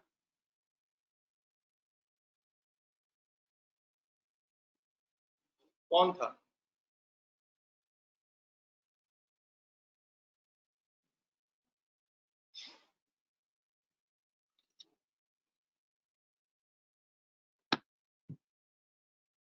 चलिए,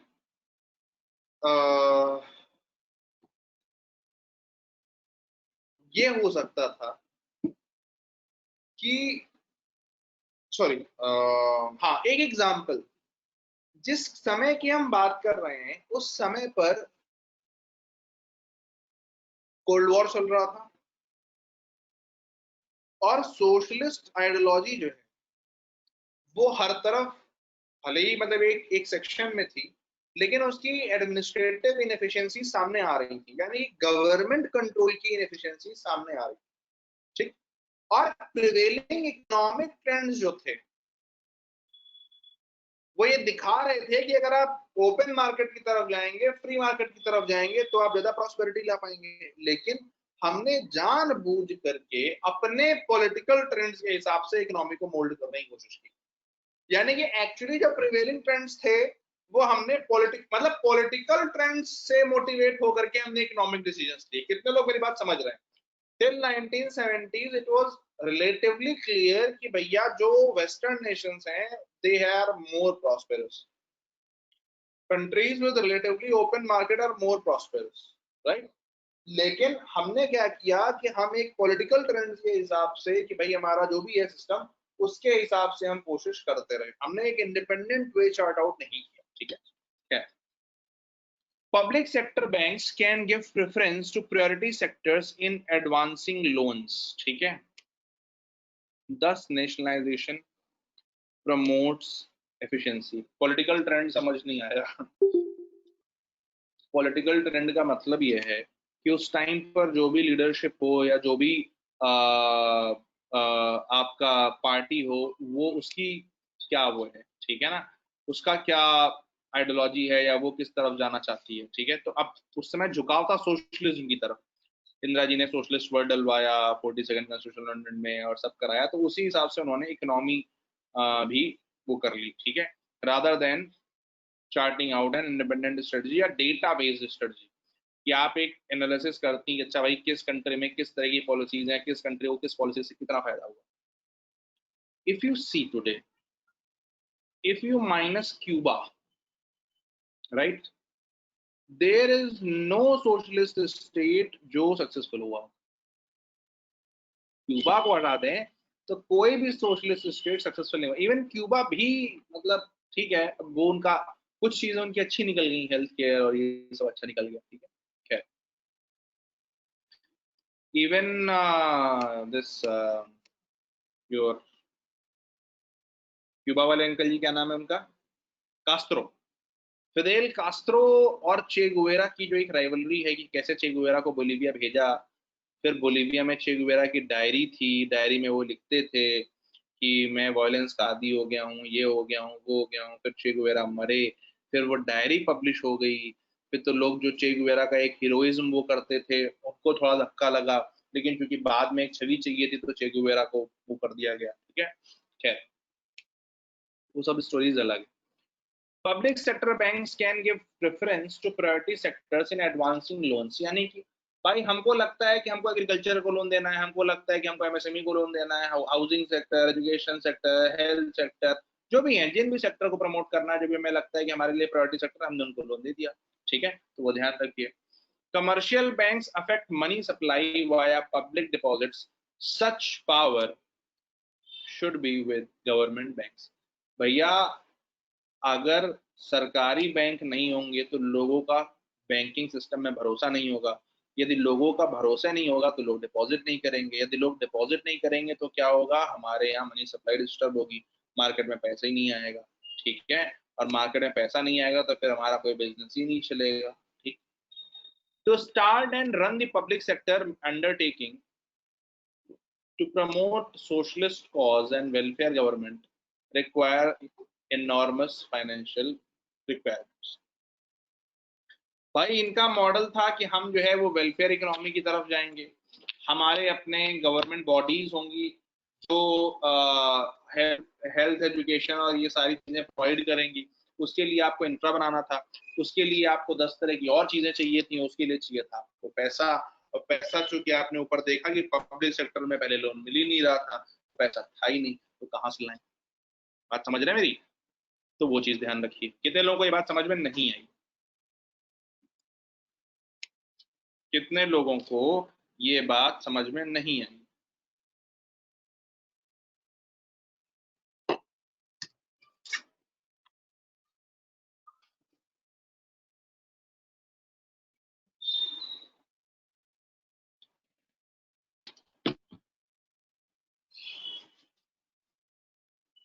और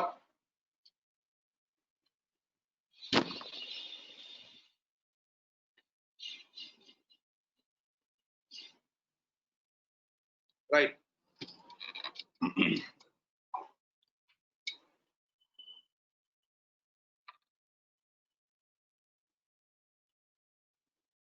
मान लीजिए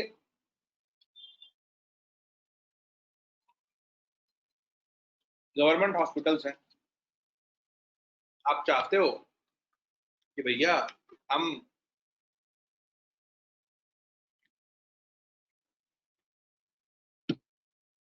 गवर्नमेंट हॉस्पिटल्स बनाएंगे,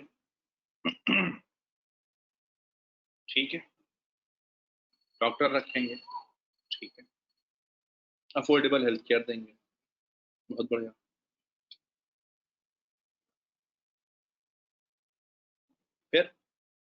फिर क्या? ये बनाने के लिए पैसा कहाँ से लाएंगे? पैसा कहीं से लेना पड़ेगा। तो अगर स्टेट ओन्ड बैंक्स होंगे तो you can get money easily, अगर स्टेट ओन्ड बैंक्स होंगे तो you can get money easily. अब बात समझ आ रही है कि उस तरह का पब्लिक इंफ्रा तैयार करने के लिए जो एक वेलफेयर स्टेट का होता है, उसके लिए जो आपको पैसे चाहिए वो पैसे इजीली हो जाएंगे, आपको अरेंज हो जाएंगे या मिल जाएंगे अगर आपका ये होगा मामला, ठीक है। फिर in country certain areas remained backward for lack of financial resources and credit facilities। in country certain areas remained backward for lack of financial resources and credit facilities। ये मैंने ऊपर भी आपको बता दिया था कि रूरल और अर्बन सेंटर्स में डिस्पैरिटी थी क्रेडिट को लेकर के। Private banks neglected into backward areas because of poor business opportunities, ये भी मैंने आपको बता दिया। Nationalisation help to provide bank finance in such a way as to achieve balanced inter-regional development and remove regional disparities। क्या कह रहे हैं? कह रहे हैं कि नेशनलाइजेशन से क्या हुआ कि जो बैंक ने फाइनेंसेस देने चालू किए उससे एक इंटर रीजनल डेवलपमेंट चालू हो गया, यानी कि हर रीजन में जो है वो डेवलपमेंट पहुंचने लगा, बैंक की फाइनेंसिंग पहुंचने लगी। Nationalised banks are sure to command more confidence with the customers about the safety of their deposit, क्योंकि नाउ जो नेशनलाइज्ड बैंक्स थे उनमें गवर्नमेंट की जिम्मेदारी थी कि भैया उसकी सेफ्टी को मेंटेन करें, उनके डिपॉजिट को।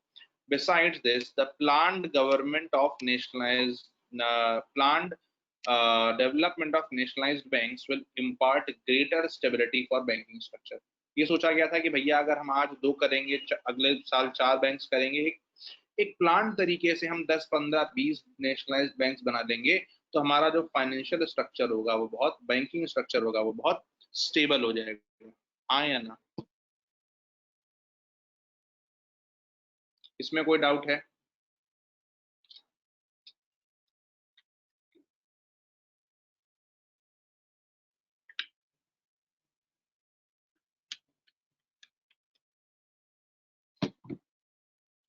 कोई दिक्कत हो तो बताएं यहां तक।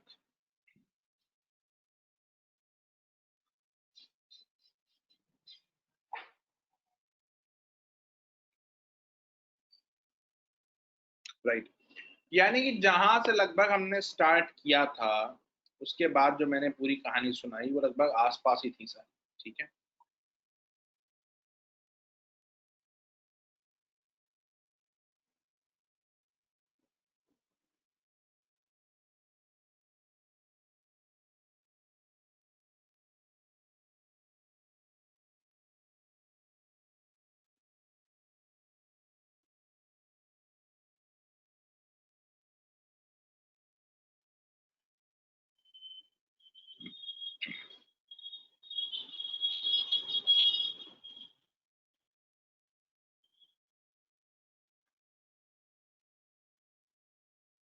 राइट।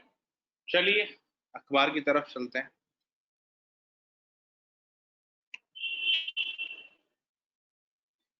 कितने लोगों ने कल राजा जी वाला आर्टिकल यहां से जाने के बाद दोबारा पढ़ा था? कितने लोगों ने कल राजा जी वाला आर्टिकल यहां से जाने के बाद दोबारा पढ़ा था?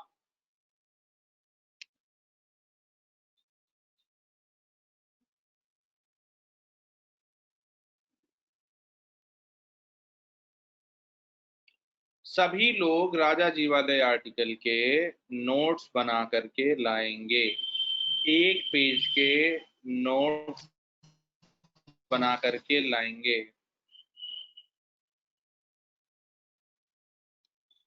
समरी एक तरह से, ठीक है। राजा जी वाले आर्टिकल की समरी मुझे कल चाहिए।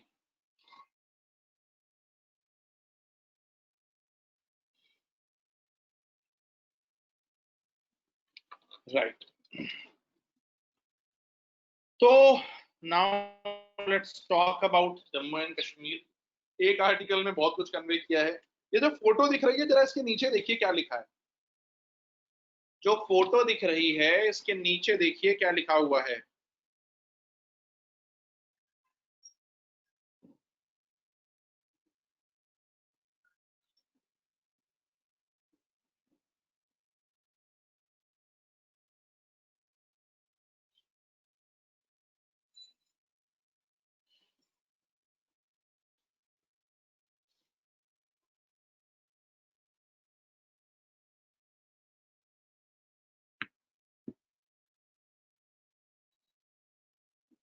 है जी,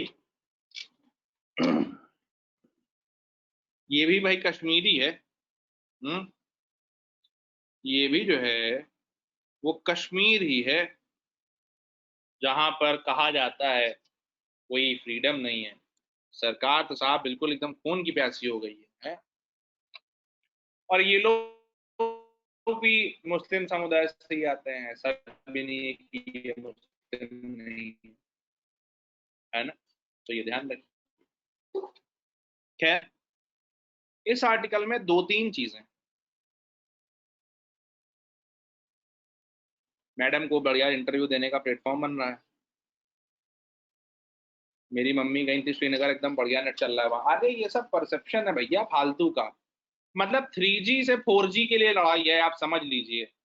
security versus 4G, even 4G भी अलाउ कर दिया। ठीक है, तो क्या बताया जाए। खैर, तो नेशनल इन्वेस्टिगेशन एजेंसी, कितने लोगों ने NIA के नोट्स बना रखे हैं? कितने लोगों ने NIA के नोट्स बना रखे हैं? 3 4 भैया का इतने बना लिए, आधे नहीं 5 बस। NIA श्रेया, मिली, पूजा, अचिंत, क्या भैया?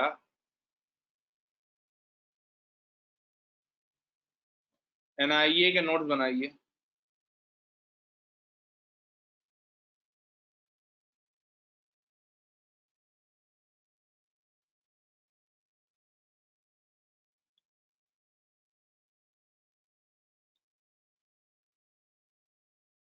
ठीक है, NIA के नोट्स बनाइए। ठीक है, तो वो ध्यान रखिए। अरे चुप पे रहो, ज्यादा बड़ी अम्मा ना बनो, नोट्स बनाओ। ठीक है, तभी समझ में आएगा आपको चीजें। ठीक है, खैर, कैसे बनाने हैं NIA के नोट्स? पहली चीज क्या करनी है, NIA का मैंडेट। किस गवर्नमेंट के अंदर आती है, किस मिनिस्ट्री के अंदर में आती है, क्या आती भी है या नहीं, और उसके बाद में ये कि भाई कब बनी, और रीसेंट एनआईए अमेंडमेंट, ठीक है, इंडिविजुअल टेररिस्ट वाला जो बात है वो आप मुझे बना करके भेजेंगे, जब आप ढूंढेंगे थोड़ा पता लगेगा, फिर मैं उसमें आपको एडिट करके बताऊंगा कैसे क्या करना है, ठीक है। फिर दूसरा है, इलेक्शन कमीशन कह रहा है कि भैया इस तरह के कमेंट अगर आप करेंगे, मुर्मू साहब ने कह दिया कि पॉलिटिकल वैक्यूम की जो आपका ये पॉलिटिकल वैक्यूम चल रहा है जम्मू कश्मीर है, यानी कि जो है जल्दी चुनाव होंगे, इसका इशारा यही है। तो इलेक्शन कमीशन बिल्कुल बरस गया इन पे, ठीक है, कि आप ऐसा कैसे बोल सकते हैं और ये हमारा मैंडेट है। इससे मैं आपको एक दो चीजें छोटी छोटी और बताना चाहूंगा। कितने लोगों ने बेयर एक्ट खरीद रखा है, हाँ या ना? कितने लोगों ने बेयर एक्ट खरीद रखा है? जरा सामने खोलिए आर्टिकल 324। लिपिका तुम भी आर्टिकल 324 खोलिए।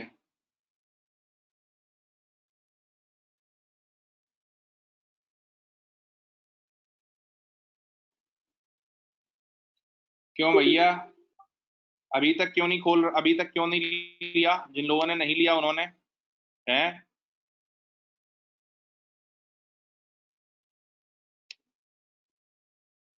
जब आप आर्टिकल 324 खोलेंगे तो आप एक चीज देखेंगे कि वो इलेक्शन कमीशन का मैंडेट बताता है, ठीक है। क्या मैंडेट है इलेक्शन कमीशन का? सुपरविजन, सुपरिंटेंडेंट, ठीक है, और इलेक्शन को, इलेक्टोरल रोल्स को तैयार कराना और इलेक्शन वगैरह का सुपरविजन, ठीक है ना। ये जो है वो इनका मैंडेट है इलेक्शन कमीशन का, ठीक है। अब इससे हमें क्या पता चलता है कि ये पूरा का पूरा जो रोल है वो किसका है? ये पूरा का पूरा रोल है इलेक्शन कमीशन का। या और इलेक्शन कमीशन कैसी है? एक कॉन्स्टिट्यूशनल अथॉरिटी है, ठीक है। इलेक्शन कमीशन कैसी है? एक कॉन्स्टिट्यूशनल अथॉरिटी है, ठीक है। और अगर इलेक्शन कमीशन कॉन्स्टिट्यूशनल अथॉरिटी है, उसका मतलब क्या है कि भाई उसका मैंडेट है इलेक्शन कराना। आर्टिकल 324, हाँ, उसका मैंडेट है इलेक्शन कराना। और अगर इलेक्शन कराना उसका मैंडेट है और उसके मैंडेट में कोई इस तरह के स्टेटमेंट देगा तो वो एक अपने उसके जुरिस्डिक्शन में घुस रहा है, ठीक है। तो वो इलेक्शन कमीशन जो है वो बिल्कुल लपट पड़ा इन पे कि भैया जो है आप इस तरह की बातें कैसे कर रहे हैं, ठीक है। तो वो ध्यान रखिएगा। अपार्ट फ्रॉम दैट मुर्मू साहब ठीक आदमी है, ऐसा नहीं है, ठीक है। जम्मू कश्मीर में इन्होंने 4G 4G भी अब स्टार्ट कराने पे आ गए, तो वो ध्यान रखिएगा। बाकी तो ठीक है, जब हम इलेक्शन कमीशन पढ़ेंगे तो हम आर्टिकल 324 को डिटेल में करेंगे। चाइना वाली स्टोरी पूरी हो चुकी है, मैं उधर नहीं जा रहा हूँ।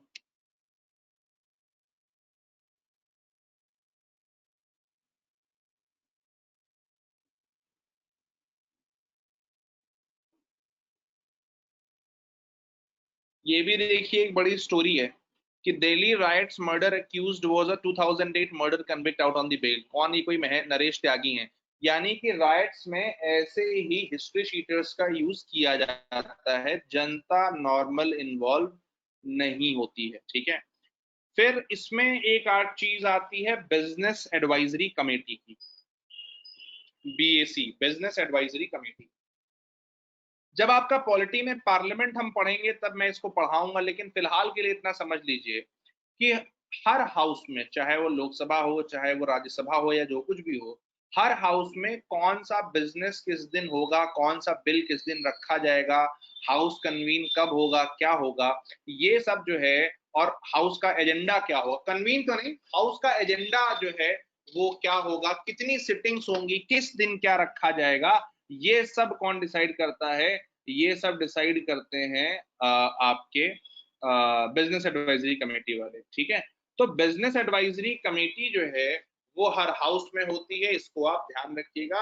अपन जब पार्लियामेंट पढ़ेंगे तो उस समय पर इसके डिटेल्ड नोट्स करेंगे, ध्यान रखिएगा, ठीक है।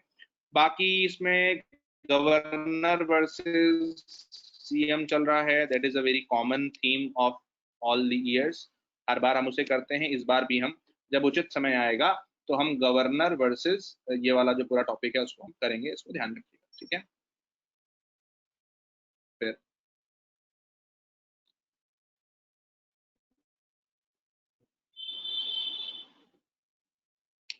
एल्गार परिषद वाले केस में जांच का दायरा बढ़ रहा है, बहुत सारे इंस्टिगेटर्स धीरे धीरे आ रहे हैं।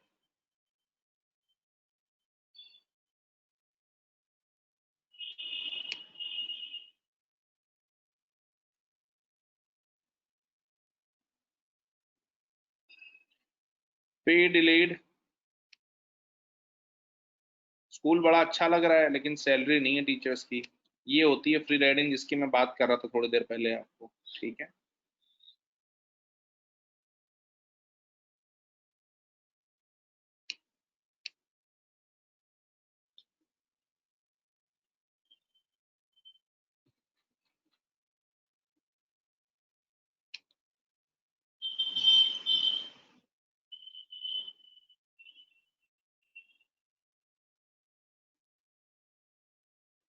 इंडिया मॉरिशस रिलेशंस में एक पॉइंट जाएगा कि इंडिया ने वहां पर एक सुप्रीम कोर्ट की बिल्डिंग बनाई है, ठीक है। तो जब हम इंडिया मॉरिशस रिलेशंस करेंगे तो मैं आपको वो बताऊंगा। इन्फोर्समेंट डायरेक्टरेट के नोट्स सबने बना लिए हैं। कितने लोगों ने ईडी के नोट्स बना लिए हैं, हाँ या ना? आई होप सभी ने बना लिए हैं, कोई ऐसा जिसने ना बनाए हो?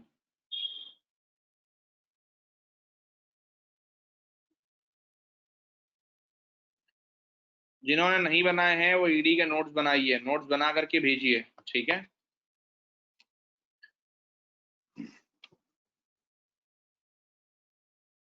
इतना बड़ा पेज देने का मतलब कसम से भाई मुझे नहीं समझ आता। इतनी बड़ी न्यूज है, इतनी पॉजिटिव न्यूज है पूरी दुनिया देश भर में, इनको मुफ्ती और अब्दुल्ला से फुर्सत नहीं मिलती है, क्या बताया जाए।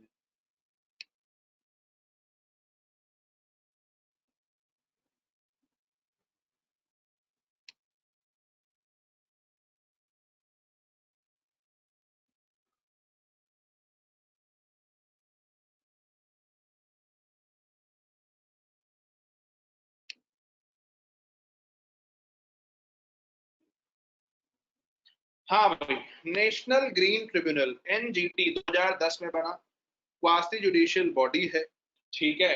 और टूथलेस टाइगर कहा जाता है, क्यों कहा जाता है? इम्प्लीमेंटेशन की मैकेनिज्म नहीं है। जो भी इस तरह की जो बॉडीज हैं जो मामला सुन तो सकती हैं लेकिन कोई क्रिमिनल वो इम्पोज नहीं कर सकती, और इम्पोज करे भी तो उसको इन्फोर्स करने की मैकेनिज्म नहीं होती है, उन सब के साथ यही समस्या होती है। NGT GS paper 2 quasi judicial body आपका टॉपिक है और वहां पर एनजीटी आपके लिए इंपॉर्टेंट होगा। सेम काम करेंगे, एनजीटी के नोट्स बनाएंगे, मुझे दिखाएंगे, फिर मैं बताऊंगा क्या ऐड करना है। हालांकि इसमें एक चीज और भी है, वो क्या? Wild life institute of India, WII, ठीक, ये भी करेंगे। इसके भी नोट्स बहुत बड़े नहीं, बहुत छोटे 2-3-4 लाइन के notes wild life institute of India के होने चाहिए, ठीक है। तो वो ध्यान रखिएगा। फिर कार्सिनोजेनिक आपको पता ही है क्या होता है, तो दैट इज दैट, ठीक है। और ये एक एग्जाम्पल भी हो सकता है एनवायरमेंट वर्सेस डेवलपमेंट वाली डिबेट में जो हमने भी रिसेंटली EIA में खत्म करी है, ठीक है।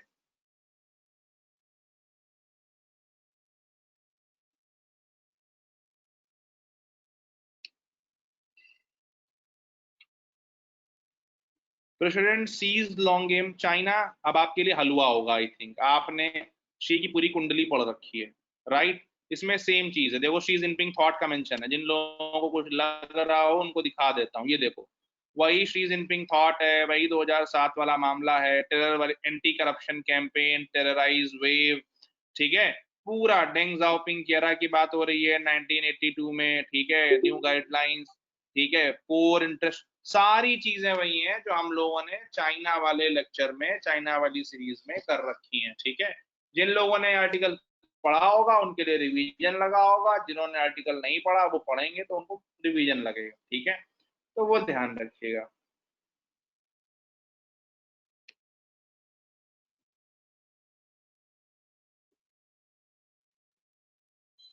फिर ये राजस्थान पर है जो ओपन कर चुके हैं, इसको नहीं जाना है फिलहाल अभी।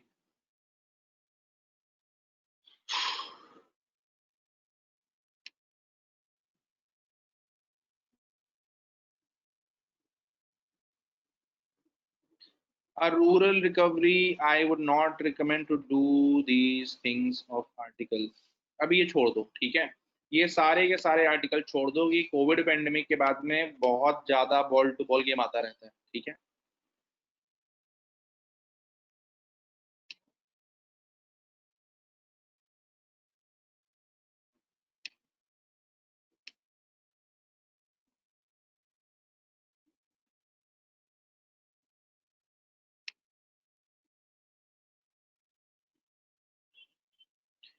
क्या कह रहे हैं कि मार्केट्स अभी अप एंड रनिंग चल रहे हैं कि हर जगह स्टिमुलस पैकेज दिए गए हैं, अगर कोई बड़ी इकोनॉमी यूएस जैसी कोलैप्स कर जाएगी तो दिक्कत हो जाएगी, ठीक है।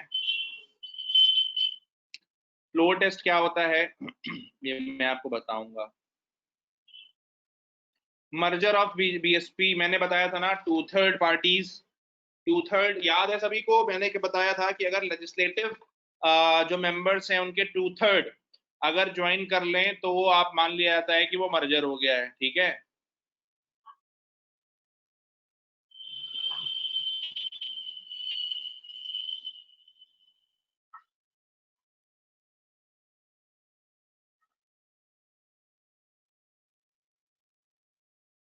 अच्छा, इसमें इन्होंने बात क्या बोली है कि चूंकि वहां लिखा है कि 2/3 मर्ज होने चाहिए और यहाँ पे पूरे के पूरे मर्ज हो गए हैं, तो वो एक लॉ का लूप होल है जिसको एक्सप्लॉइट करने की कोशिश हो रही है, बट उसमें बहुत ज्यादा कुछ नहीं है कि मिनिमम 2/3 की बात है, ठीक है। अब वहां पर ओनली लिख दिया गया है तो उस ओनली वर्ड के कारण दिक्कत आ रही है, बट वो जब रिप्रेजेंट करते हैं तो जैसे शिवम उस दिन कह रहे थे कि वो ड्यू प्रोसेस ऑफ लॉ के हिसाब से इंप्लीमेंट करते हैं, ठीक है। मलेशिया,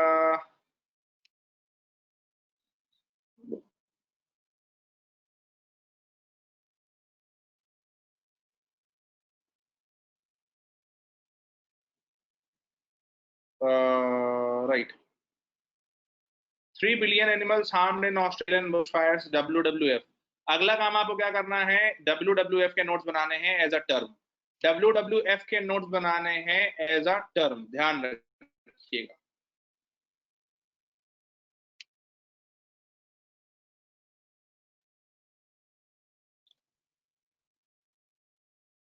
ओली loses ground, rival formula lives, party Prachanda greater sane government. कितने लोगों को याद है मैंने कहा था जो मलेशिया में किया वो नेपाल में भी होगा,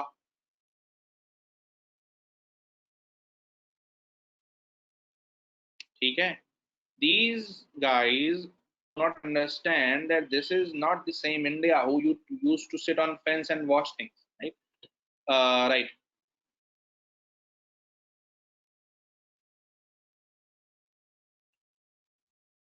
फिर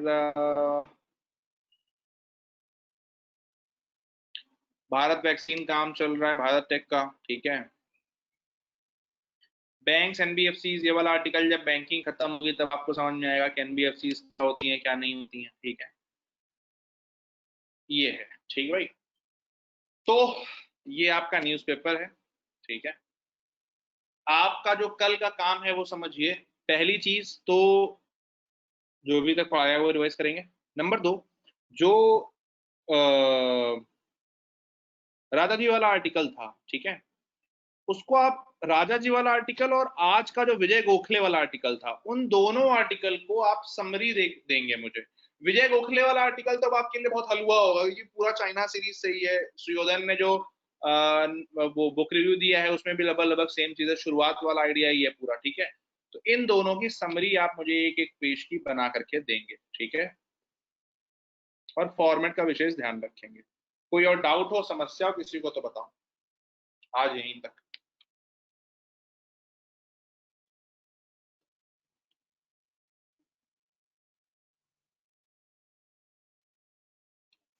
सर एक डाउट था, इंडिया अनलिमिटेड से ही था, उसमें वो चैप्टर 6 में उन्होंने बात करी है अर्बनाइजेशन की।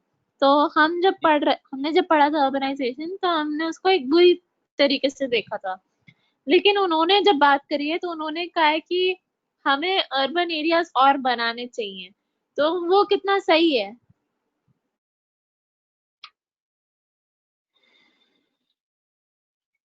करेंगे बात इस पर भी, ठीक है।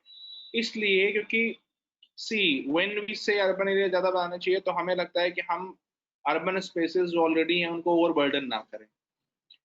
बट मैं कभी भी सजेशन को नहीं मानता हूं, इसलिए कि हमारे पास already, what you mean by urban areas, हमारे पास ऑलरेडी सेंसस टाउन्स हैं, टियर 2 3 4 5 टाउन्स हैं। Why do not we use that potential? तो मतलब ठीक है, ज्यादा पढ़ा लिखा आदमी है तो कुछ नहीं कहना चाहता, but I do not subscribe to these suggestions, right. पहला चीज तो ये अर्बनाइजेशन होना नहीं चाहिए, ठीक है। You must give empower rural India, अगर होता है तो नियरेस्ट सिटीज में होना चाहिए। मतलब मेरे को वही वैसा हो गया था कि एक तरफ तो मतलब ये पढ़ा था उसके, वो एकदम ऑपोजिट में वो बोल रहे थे, तो मैं कंफ्यूज हो गई थी।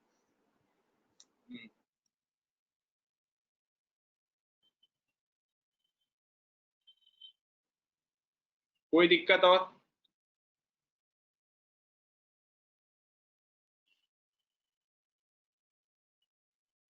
राइट, चलिए कल मिलते हैं।